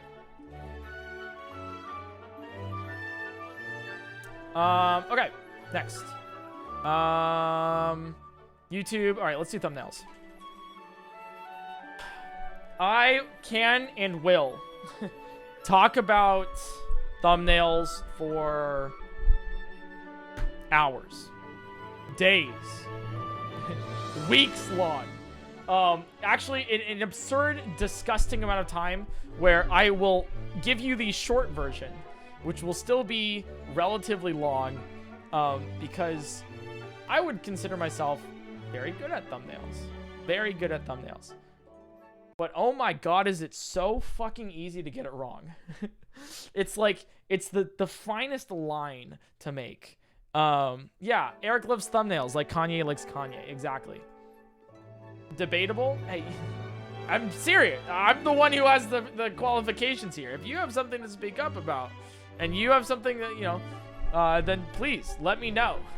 But I would say that I am the expert here. Now, there might be some streamers out there, some YouTubers that are like, PointCrow, you're wrong! And that's okay, because I'm not the best at this. I am great at it, but I am not the best. And maybe I'm missing something. I'm still learning too, you know? It's still happening. You know, that's what I have. So, and my thumbnails might not even be the best thumbnails. I don't think they are. Sometimes I can improve. I look back at my old thumbnails and I'm like, man, this thumbnail fucking sucks. That's not a good thumbnail. And that's okay. You know, I'm still learning. I will say, hey, that's a good thumbnail right there. Maybe in a couple years I'll be like, ooh, dude, you should have done this differently. You know. But thumbnails complement your title. Right? You want to have a thumbnail that shows, not tells. Right? Let's say you're like, hey, I'm doing Pokemon Shining Pearl, but they randomly evolve every level. Are you going to just write that on your title again? Like, are you going to be like, Pokemon Shining Pearl, but they were... No. Why? It's in the title already. You want to show it happening. So I have a level 5 transition to level 6 right here. Bad thumbnails should be referred to as toenails. I like that. That's funny. Right? Speedrunning fitness games is harder than you think. Also a great thumbnail. Right? It shows you very clearly that it's harder than you think. And it shows the game, and it shows you speedrunning, which is the timer right there. Very clearly. Right? So you want it to show, not tell. You want to complement your title. Let's see.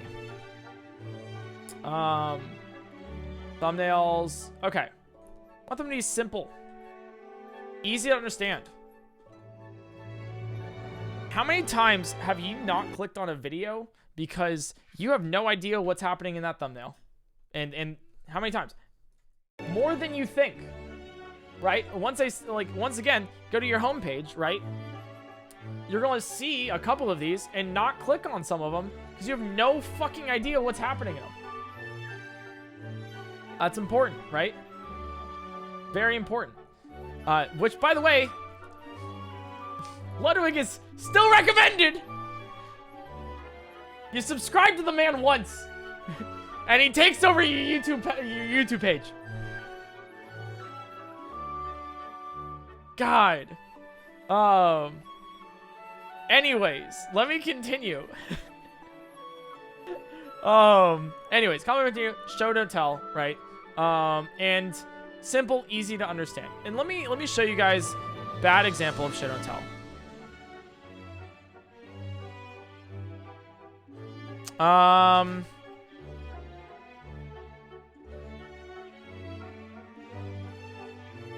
Let me see, Pokemon.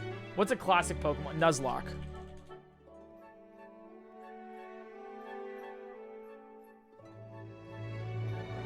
Show don't tell, right? Show don't tell. I'm saying this, and not to like out anybody as like, hey, this is bad, this is whatever, right? If you have hardcore Nuzlocke in your title, you don't need it in your thumbnail. It's already there. It already exists, right? It would probably be better to have a... First off, let's break this one down really quick. Nothing against this creator. No worries whatsoever, Okay, I just want to break down the title and thumbnail based on my opinions about what works and what doesn't. So, Pokemon Ultra Sun Hardcore Nuzlocke randomizer, no items, no overleveling. Is that accessible? Do you know all of those words? I have a relatively larger Pokemon audience, right? I'm not talking about Jaden's video. I'm talking about this first one, right? I have a relatively large Pokemon audience, but let's say you don't know what a Nuzlocke is. Why would you want to click on this video? Right? Now, Nuzlocke also is a very accessible term because it's almost synonymous with Pokemon Challenge. So it's actually like somewhat usable because it's kind of well known. But still, let's say you've never played like a hardcore. What's a hardcore Nuzlocke, right? What makes a Nuzlocke hardcore? It's just like something better is I really like Jaden's video where I attempted a 2-player Nuzlocke. Now that's interesting. It's a play on the Nuzlocke thing. Now she wouldn't put something like Soul Lock, I don't know, like Soul Walk number 2, whatever, you know.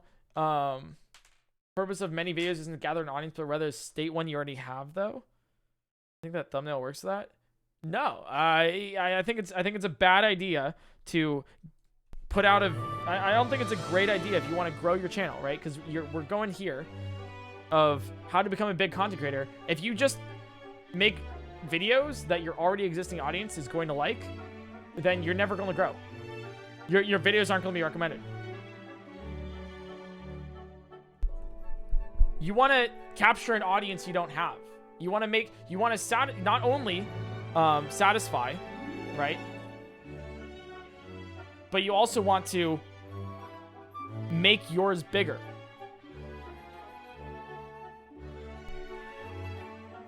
You want to keep doing that. You want to evolve. You want to keep going over, right? Yeah, if you keep curating your content for an audience you already have, you're sabotaging your ability to attract new audiences. And you know what? That's okay. If you want just your audience, that's fine. But I'm explaining this in a way where we are coming from the perspective of I am a person who wants to start streaming and I want to grow my audience. So maybe Antler Boy Live doesn't want to grow their audience. That's okay. That's totally fine. Maybe they're happy with whatever. But I'm saying from a perspective of us going into this, I'm explaining why maybe this could be better. And if you don't agree, then that's okay. You might have different opinions.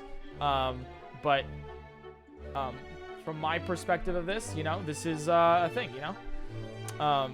And basically, if you're not growing, you are... if you're not growing in content creation, you are failing. And that is real.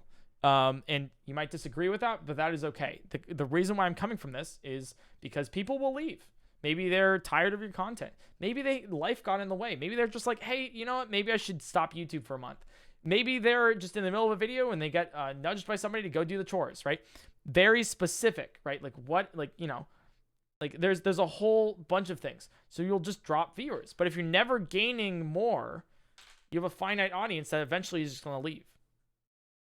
If you're not growing your audience by replacing those constantly leaving viewers, then your audience size is going to go down. And that's important to know. But yeah, that's what this is. Shelly, yeah, thanks for 2 months. KK Booba, thanks for the 19 months as well. Thank you. Anyways, thumbnails. Simple, easy to understand. You don't need to restate your title. Show, don't tell. You don't need to do it. In some cases, I see a lot of people also asking this. There's multiple YouTube stuff. I'm saying the most general case here, right? I think a lot of you guys are still getting lost in the sauce of what's this? What's that? What about this type of video? What about clips? What about VODs? What about... Stop getting lost in the sauce. This is specifically for a main channel YouTube that is going to skyrocket with everything. All right? Very simple, easy to understand. Complement your title. You don't want too many things in your thumbnail. I think a general like thing to get with is, and obviously there's exceptions to all of this. There's exceptions to every single thing that I'm mentioning here, but that's okay because I'm saying the most general case. You want it simple to easy to understand. You don't want to overcrowd your thumbnail. In a general, once again, general case, like 3 max. You know, like 3 max subjects in your thumbnail. 3 things for your casual viewer to look at. Any more than that, and it starts to get a little overcrowded. Now, there's some things that, obviously, exceptions, where maybe a 4th might be actually a really good addition. But it's just so, like, if you do more, you're going to lose all of your simple, easy to understand, complimenting your title stuff, right? 3 max subjects in your thumbnail. I'd also say colorful. Colorful thumbnails. Color is a hugely underrated thing in YouTube, I think. I'm very serious about that. I see a lot of people posting thumbnails, and they're just kind of like, oh, it's like muted, it's blank, it's green, it's like kind of grayscale, desaturated. Like, what's a great way to show something on a white or black background? Pop it, right? Make it pop out, and that's a huge thing. Let me show you guys again with my channel. Right? You can see popping videos right here, right? You have color just out there versus like my content from a couple, you know, right here. Look at this. Where's the color? Right? Content from a year ago. Where's the color? There's not much color. Versus up here, there's a ton of it. It's more vivid. People want to click on it. You get your attention towards that thumbnail. Right? Let's go to the recommended again. Which one are you drawn to the most? This one probably.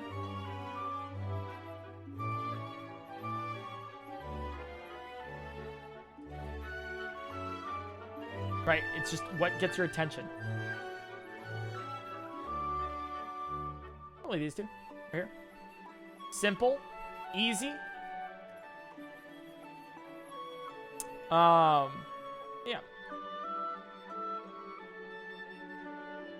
Simple, easy to understand. Colorful. 3 max subjects. What else? Also, by the way, no Ludwig. Also, is he still streaming? He is still streaming. Okay. All right. We've successfully, after being recommended like 10 times, dodged his stream. But yeah. I'd say that. Complimenting title, simply easy to understand. Every subject, everything needs to make sense. It's important. If you have something like, let's say I'm doing a tech review. I'm like, hey, this new iPhone is fantastic. Or I don't know, right? You know, I'm doing a tech review on this iPhone, right? In the thumbnail should just be the iPhone. You don't really need like a in there, right? You don't really need like a random thing like a banana. Like, you don't need it. A great person who does this is MKBHD. Right? So occasionally, you know, see, look, super easy, super simple.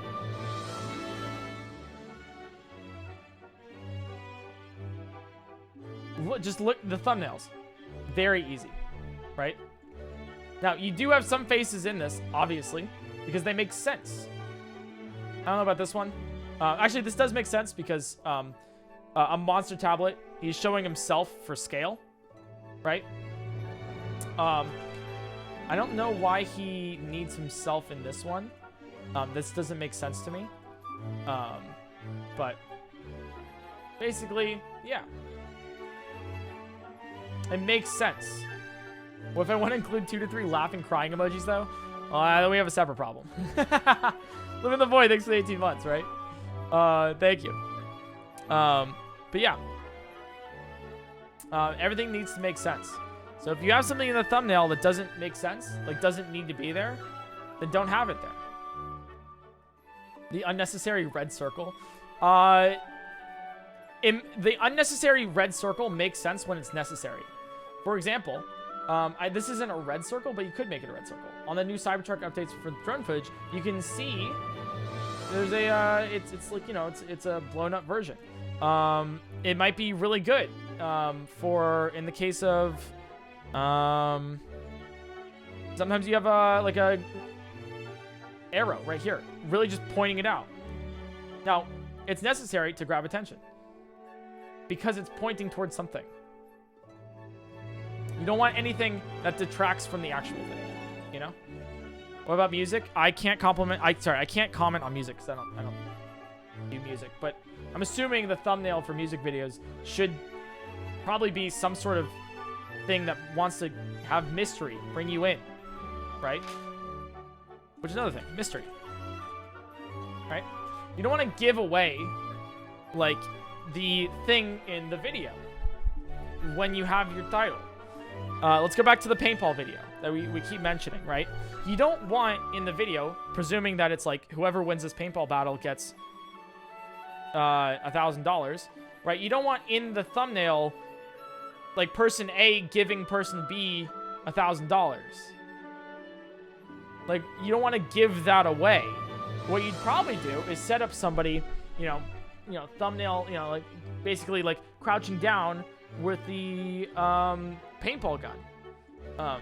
Really simple, easy to understand, and just like really sweating. It's like, oh my god, like it's, I can't believe like it's gonna happen. It's, you know, just really like expression right there of like, this is stressful, like a stressful video, and then showing the paintball.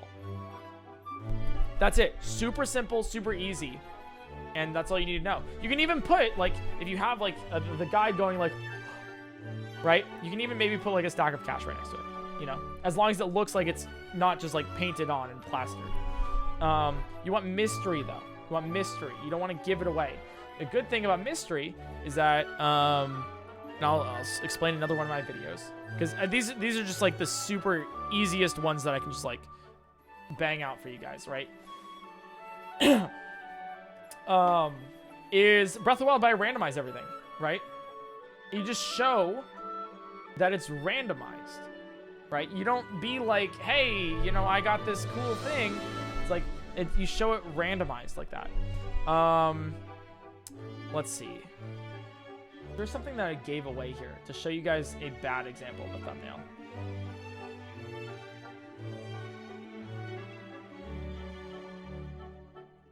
Yeah, how good do Breath of the Wild foods actually taste? Right? I think this is a bad thumbnail. I think it's a good thumbnail in simplicity, but I think it's bad because why would you click on it if you kind of give it away? You know? It's like, I would rather do something else. The title's good because it makes you have some mystery of like, how good do they taste? You know, you want to, there's a reason for you clicking on the video. How would you change it now?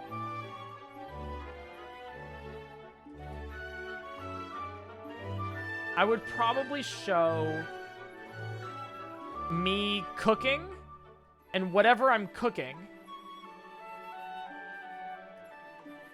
is like, it's clearly strange. Or what I would probably actually do is try to recreate a pot that you see in Breath of the Wild, and really just like recreate it to the point where it looks real. Like I've created this pot in Breath of the Wild, and now I'm cooking it. Really just sell that realism. That's what I'd probably do, and I would keep that title. But yeah, that's what I would probably do. Yeah, you could also do an apron and a bowl with strange things in it. That's also a great idea. Yeah, that's how I do it. So you want mystery. What else? There was a other thing I wanted to talk about with thumbnails.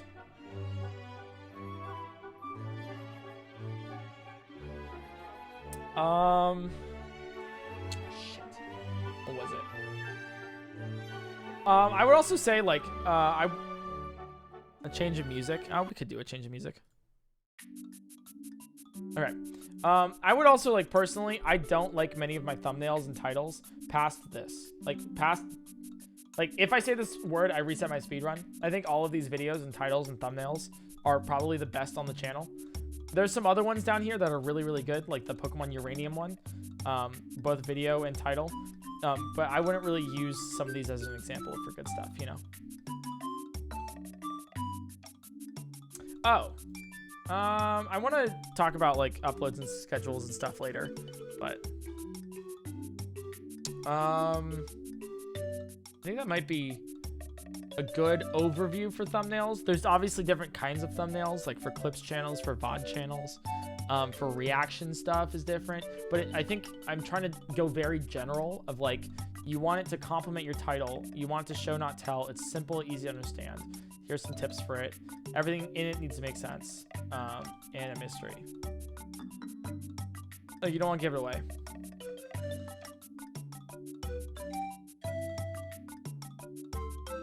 I think we're good then. All right, upload schedule.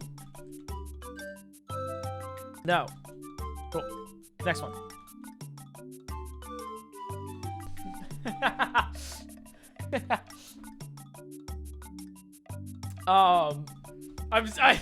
No, you don't need an upload schedule. You don't like I am of the proponent, or I am of the school of thought where if you have an upload schedule, that's okay, that's fine, but don't force a video out that isn't good just for the sake of getting a video out. Don't. It's bad. Why would you want a video on your channel that's not good? Like, if you're like, I have to post 2 videos a day, or you have to upload 3 times a week. It's like, no. Why would you post 3 times a week if those videos aren't good? You want to make sure they are. If you have that amount of videos where you're like, each one of these are bangers, like these are such good videos, hell yeah, go with it. And maybe some of you guys are like, yeah, it's good to have a deadline, but seriously, it doesn't matter for your channel. If you're like, I upload once a week, I upload twice a week, you know? I upload when a video is good. Doesn't one video a week benefit the YouTube algorithm? Why? The only thing I can see is it reminds people of your channel. I don't see why it would benefit your channel for the YouTube algorithm. I could be wrong with that, but why does YouTube care if you upload exactly 1 week after another week? I think it would be the same if you uploaded 2 weeks after. It seems it's very limiting, right? The YouTube algorithm will recommend a video. It's actually so simple. It is a lot more simple than anybody else like thinks. A lot more simple. The YouTube algorithm will recommend good videos. It's that simple, right? It's not like, oh, you know, you need to have this certain SEO. You need to have, once a week. No. If your video is good, it will get views. Very clearly.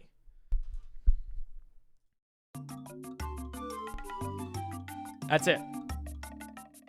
If people click on your video and watch a lot of it, it will get recommended. That's it.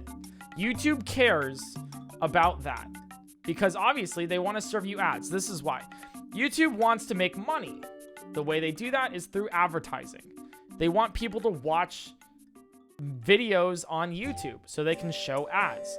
The more you watch a video, the more ads you can show. The more videos you watch, the more videos you click on, the more ads you can show. So the YouTube algorithm will recommend videos that people click on and watch a lot of.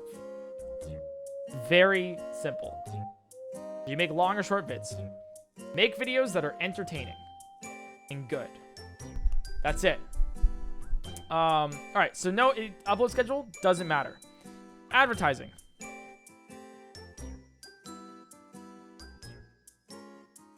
Let's say monetization. Ads, right? When do I place ads on my videos? Now we're starting to get into a little bit of the weeds, right? Monetization. Doesn't matter. In with a little asterisk. A little asterisk. Okay? A little asterisk. It doesn't matter how many ads you put in a video. Ad placement and ad placement and ad quantity do not affect watch time. I know, it seems weird. It seems very weird. You're like, yeah, but if I see too many ads, I'm gonna click off, right? Ah, that's where YouTube knows. It's crazy, right? You can obviously place ads and like you can like min-max it by placing an ad in a certain way where it's like, oh, well, let's go do this and then ad and whatever, right? It doesn't exactly matter because let's say YouTube won't always put an ad. This is non-native? No, this is native to YouTube. Or if that's what you mean. Basically, YouTube will not show a viewer an ad if they've watched one recently. I mean ads in the video? No, this is ads on the video. This is not sponsorships. These are ads, like monetization. YouTube will not always show you an ad. Lies, lie, liar. Okay. Do you not want me to help? I'm being very serious about this. You can have 8 ads scheduled for a video, and YouTube might show you 6. It might show you 2. It might show you all 8 of those or 10, right? You can have, it doesn't matter, and it doesn't affect watch time overall. It might deter like a couple viewers, yeah, but overall it doesn't matter. Ads do not affect watch time. And if you doubt me, once again, I implore you, I have 1 million plus on YouTube. I have 3 full-time people that work for me. I have 3 YouTube channels. Do I need to say more? This is true. I've also confirmed it a lot. Now, yeah. It's just a thing. You might get more people complaining about ads, but it does not affect watch time, and therefore recommendations.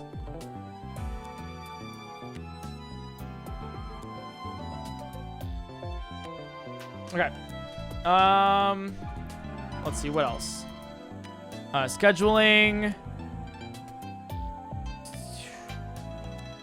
What else about YouTube? Oh, tags actually don't really matter. Help categorize your video if it doesn't have many views. So tags, you shouldn't be sweating over if you said Breath of the Wild or BOTW, right? It doesn't really matter too much. It will help a little bit for like if someone searches up Sidon and you happen to have Sidon in your tags, like, but overall, it literally like, shut the fuck up. Like it's too lost in the sauce, right? You know? All you need really is you want to have people click on your video and you want people to watch your video. What really matters at the end of the day. Same thing with hashtags. Although hashtags are a little bit better. It doesn't matter too much. Any questions about YouTube that I might be missing?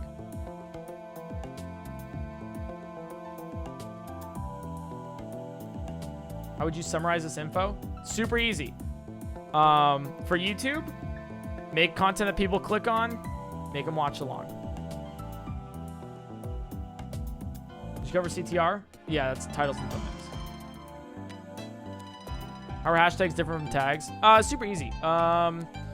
Tags are like something in a video. I can't I don't want to go to my analytics right now. But tags will be like a special thing, being like, hey, YouTube, this is what it is. And hashtags are up here. Hashtags, you can just like click on one. It like comes up with a whole bunch of videos that also have that same hashtag. Yeah, there's 36,000 videos with hashtag Breath of the Wild. You know, my friend doesn't really matter too much. Does the amount of time someone asks to subscribe affect their views or subscribers? The amount of times, I have no idea. But a call to action will actually help. So if you, like, a couple bits into your video are like, hey, if you're liking the video, subscribe, and then continue, you will get more subscribers because you remind people to subscribe. It's a call to action. Hey, guys, if you like this, subscribe. Or just, hey, if you're enjoying the video, subscribe. Right? It's like it's an action, right? So hey, Twitch chat, if you are enjoying this stream, you should follow my stream. I go live Sunday through Thursday, 2 p.m. Pacific Standard Time. So if you're enjoying this and you're interested in more, feel free to follow the stream.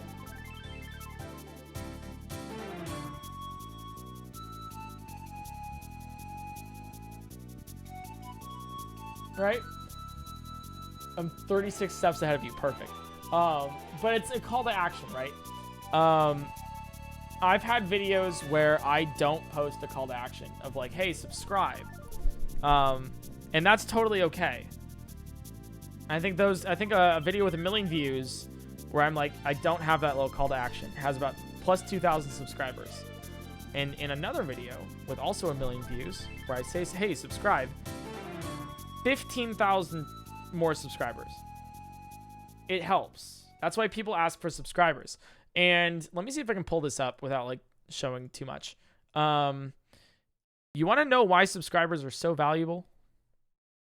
They don't really matter. I'll be completely honest with you. Subscribers don't really matter in the long term because your video will be recommended if people click on it and if it's good. But here's a fun thing that you guys probably know.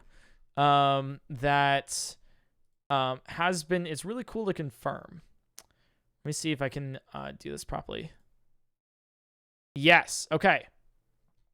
On average, on my channel, on average, you can see here, this is not subscribed, this is subscribed. Subscribers will watch about a minute more. So if you get more subscribers, they'll watch more of your videos. Kind of sunk cost fallacy in that way, you know? Is the music now playing? There it is. Important. Yeah. Calls to action. Subscribe. It actively works. Likes don't matter. Comments don't matter.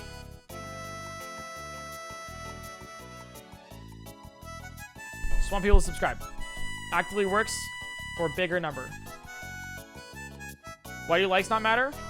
What does a like do for the YouTube algorithm? How does a like make YouTube money?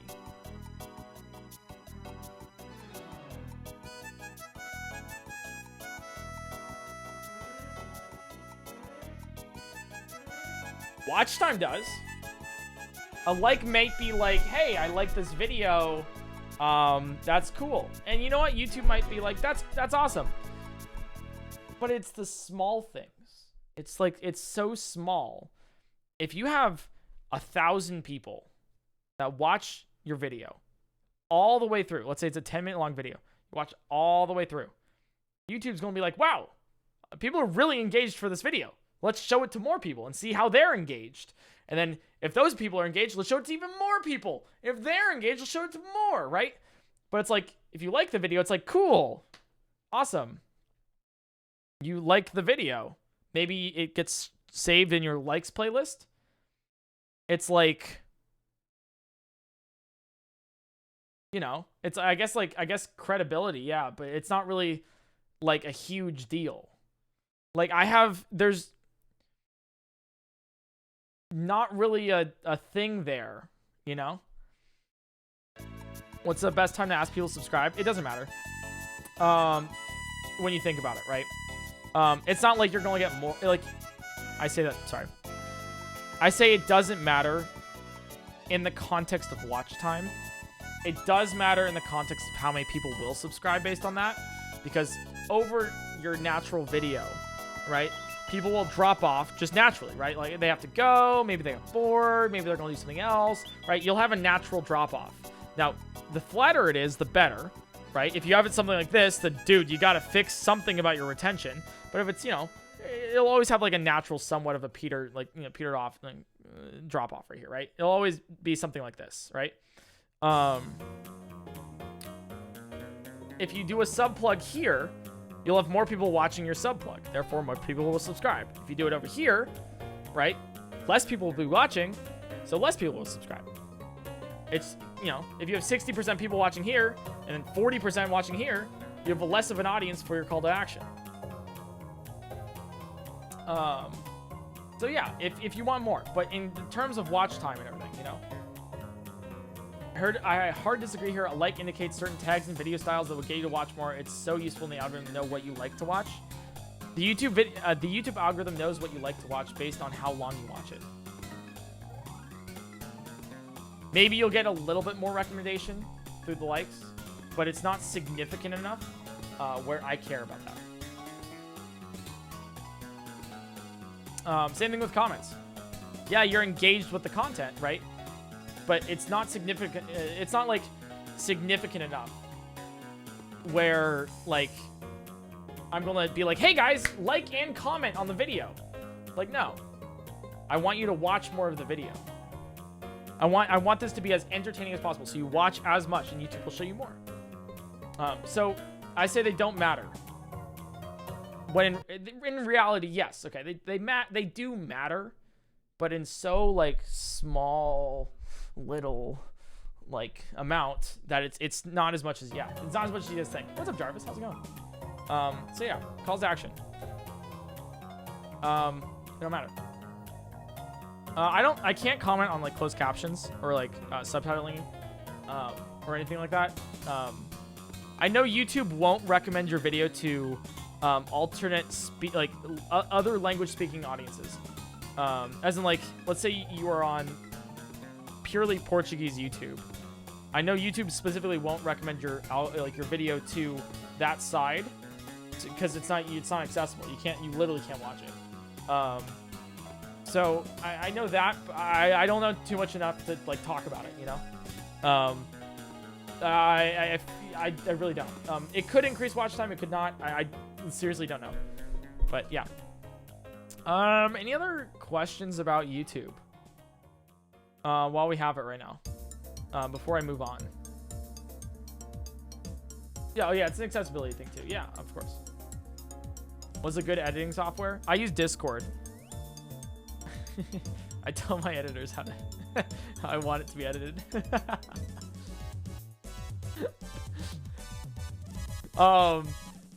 Premiere is good. DaVinci's free. Shotcut's also free. I wouldn't know too much though. Did you edit your videos at first? No, I actually did the thing where I streamed and I streamed until I had enough money to pay an editor to edit my video. And then I took that money to pay for the next video, etc. I didn't make money on streaming for the first year, which is okay.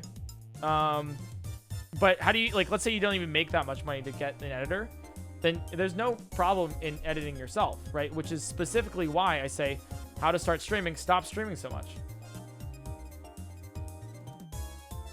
Take that time to make something for TikTok, YouTube, Reddit. Brings it back to there, right? Full circle.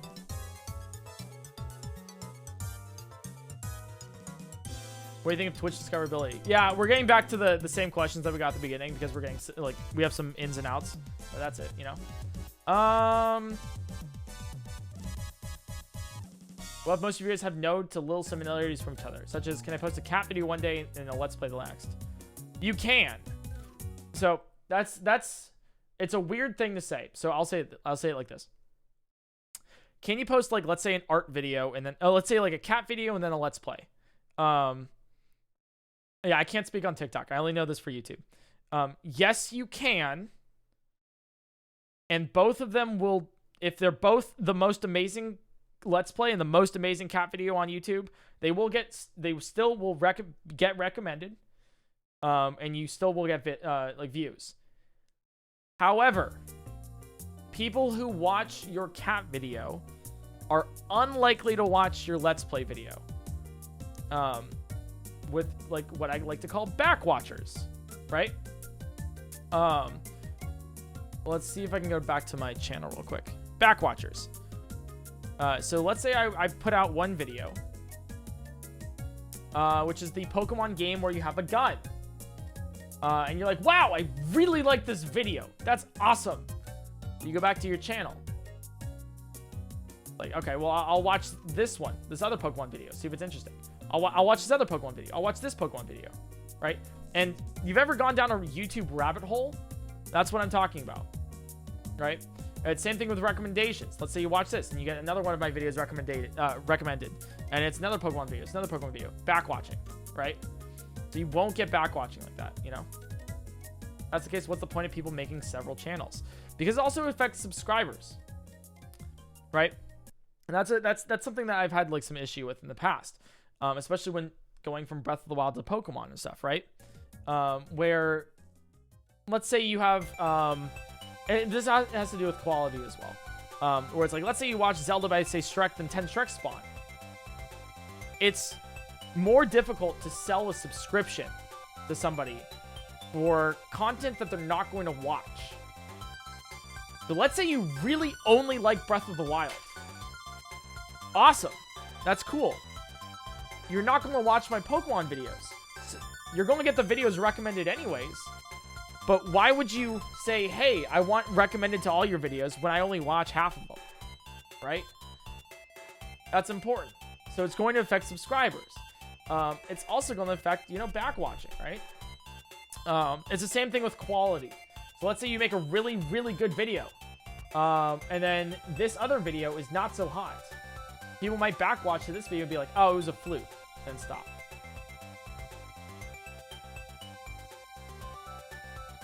So it's harder to sell. Same thing with like Summoning Salt. Let's say Summoning Salt made out like a video that's not a world record documentary or something like that, and just put like a cat video.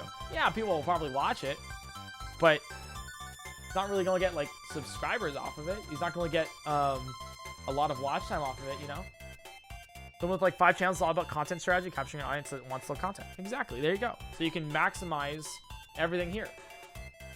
I've gone from Breath of the Wild gameplays to transitioning to cool challenges, and I'm going to transition to overall cool things, and you'll see that later. But yeah. So that's like why VOD channels are like specific, right? I'm not gonna post a VOD channel on my main channel, or a VOD video on my main channel, because while it would still get views and everything, my main channel is gonna hurt from it because it's different content from my main channel strategically. And I'll put it all in one place, so if you want to see that VOD content, you can subscribe and watch on that VOD channel, categorically, you know? So yeah, I think we can close the YouTube's thing here.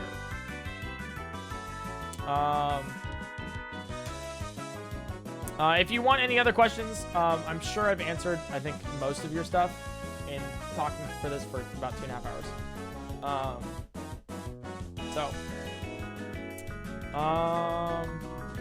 Yeah, music's a little loud. Saint Strike, thanks for the tier 1. To make a second channel should be named similar to my main channel. I mean, I don't know. If you name it similar to your main channel, you could get viewers that come in and be like, whoa, this is like, for example, Jarvis Johnson Gold versus Jarvis Johnson. You actively know that it's a Jarvis channel, but it won't affect essentially the watch time of your videos. Let's see, am I missing anything? Twitter verification. Oh yeah. I forgot about that. Just be cool. Duh. Lack of pain, thanks for the Prime Gaming. So if you do all of this with the streaming and the YouTubes, and all this stuff, you should be a big enough content creator, where it makes sense, like where you can actually live off of it. I think this is it. I'll summarize it in a sec. But yeah, I think there's obviously some other things that I haven't talked about, like sponsorships, because that's a huge deal. Contracts. This is basically content creation. I would say if you're spending most of your time making content, well, if you're spending most of your time recording content, you should flip it. You should spend most of your time creating content. A lot of people don't realize the second channel, which is part of the original plan for the channel. Oh, perfect. Can't wait till it's, you know, a couple years go by, so then Jarvis Johnson old. Yeah, I haven't gone, like, things here. I'll do this. Things this didn't cover that are important, and I'm not going to talk on right now because I'm tired. Is that a good one? I think that's a good one. Networking is huge. Other socials, like Twitter, Instagram, sponsorships. By the way, I'll touch on sponsorships. You're getting screwed over. Your content is more valuable than you think. Seriously. If you're like, yeah, I'll take a deal, I'll shout you out for free with the hopes of getting some money from some affiliate codes, stop. You're more valuable than that. Get some money. Don't promote anything on your channel unless you're directly getting money for promoting it. Don't be an affiliate, whatever the fuck, right? Don't be like, I am going to take this with the hope that I get money. Like, no. Get money from sponsorship, then promote, you know? Or have a contract that says it. Likeness clauses too. Every contract has something in it that is against your interests. For example, the NZXT contract from a while ago, which had a likeness contract in perpetuity, where they could use your likeness, my face, your face, whatever, however they wanted in any of their content, right? Like, make sure that, you know, there is something in every contract that is not in your interest, that they're trying to, like, you know, they're not trying to be, you know, hey, I'm going to sneak in there and, you know, see what I can get. No, it's just like, you know, something you can, every contract, every sponsorship, everything is negotiable, including your Twitch contract. In case your Twitch contract that you sign up is like 100% totally negotiable. Also, Easy, thanks for the 23 months. Thanks, man. Boosticle, thanks for the tier 1, you know? Yeah, contracts are built to be negotiated. Exactly. And you are worth a ton. Anyways, sponsorships, networking, other socials. What haven't I talked about yet?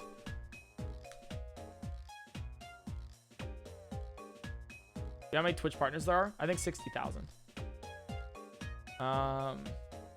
Would you be willing to do a part 2? Maybe. I'm trying to think. What did I miss? Being happy? Maybe. Managing managerial stuff. Merchandising. Burnout. Managerial girl.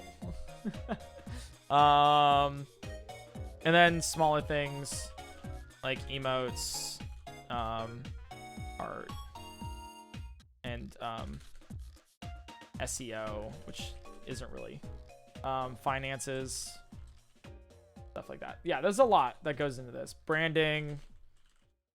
Yeah. So yeah. There's a lot of things I haven't gone into, but here's the content strategy, right? Here's the content strategy, and I'll go over it again. I'll go over it one more time, really quick. Little small overview. TLDR, And yeah, all right.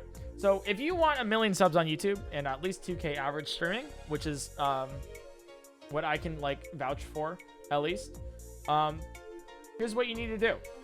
You want to bring in people from other platforms. TikTok, great one to do. Start with TikTok, awesome. Stop streaming so much. You want to make good content, right? That's unique, something that no one's really seen before or nobody's streaming right now. Skill-based maybe, or just really fucking funny, more funny than anybody else, right? Like, why do I want to watch you? Make sure you have an idea of why anyone wants to watch you on Twitch. And then, cyclically, put it on TikTok, put it on YouTube, put it on Reddit. Stop streaming so much, right? You treat your streams like your recording session. You want to make sure that you have a skeleton and outline, things that you want to do, things you want to get done while you're streaming. Make content that makes sense for your audience. Sometimes you're going to think of a really awesome idea, but it doesn't make sense to do at your size right now. You know, sometimes I'm like, hey, this would be a great idea. Ah, damn it. I have to put it with a whole bunch of other things to make it like a piece of content that makes sense for me. Like Twitch Plays doesn't work for a one viewer stream. You're just going to get no one playing, right? Keep it simple. Keep it simple. And then YouTube. For YouTube, you want to also make good content unique. Same thing, same strategy as Twitch. You want to make things engaging. You want to start immediately. You want things to happen, things to go wrong. You want things to change up halfway through to keep people watching, re-engage them, right? You want to put maybe stakes is a good idea. You want to end the video when the video's done. Like the video's done, it's done, right? If the video starts, it starts. You don't want to have like a 15-minute intro where you're like, hey guys, welcome back. My name is PointCrow, and let me talk about my day for 15 million years, right? You want to start. This is what's happening. We're good to go. And when you finish cutting, cut more. Titles. You want it short as simple as possible. You want to get the point across. You want a little mystery in there. You don't want to actively clickbait, because why the fuck would you do that? You can clickbait in the sense where you think of an idea that's so cool, people are like, no way. That's kind of the mystery, right? But you want to make it accessible as possible. NRG Thum House, Ultimate Paintball Battle, Team Hamlins versus Daquan. It's not short and simple, and it's not accessible. If you don't know what half those things are, you're not going to click on the video. You want to make sure, easy to understand. Thumbnails. You want them to complement your title. You don't want to reinstate things. You want simple, easy to understand, everything in it makes sense. Don't give the whole video away. Upload schedule doesn't matter for YouTube algorithm. It will affect back watching and stuff, but the video is going to be recommended if it's good. Monetization, ads don't affect watch time. Tags don't really matter. They help categorize for smaller things. Subscribing, asking people to subscribe works, and they will subscribe. It's a call to action. Likes don't matter. Comments don't matter for the YouTube algorithm. They very small, if at that, but not as much as you think. You're more likely spend your time on making the video fun to watch. That's it. And then these are the things I didn't cover. All right, does that make sense, chat? There's gonna be a quiz later. Let me just talk at you for like a good like almost 4 hours. Have a backup career? Yeah, this is please. I also have a backup. If I want to go into engineering, I can. A lot of streamers don't have a backup. Totally okay. If it works, you know. But yeah, I was probably gonna go into it more, but I just got suddenly really tired. It could be because I got hit by a car. That could be it. That's probably a big reason, you know. That's, you know, it's because I got hit by a car recently, you know. Yeah, in case you didn't know, if you rewind to the beginning of the stream, you can see the story of that. I think I can literally show. Here's when we were talking about it. Is it? No, that's no, can I not pull up? Oh my god, I can't pull up paint for some reason.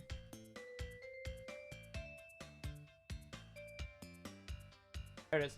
There. There it is. Anyways, yeah, thanks for stopping by, guys. Thanks for being here. I appreciate your faces. I will be live tomorrow with RT Game. If I can figure out everything. I'll be live tomorrow with RT Game. If not, then I feel tired.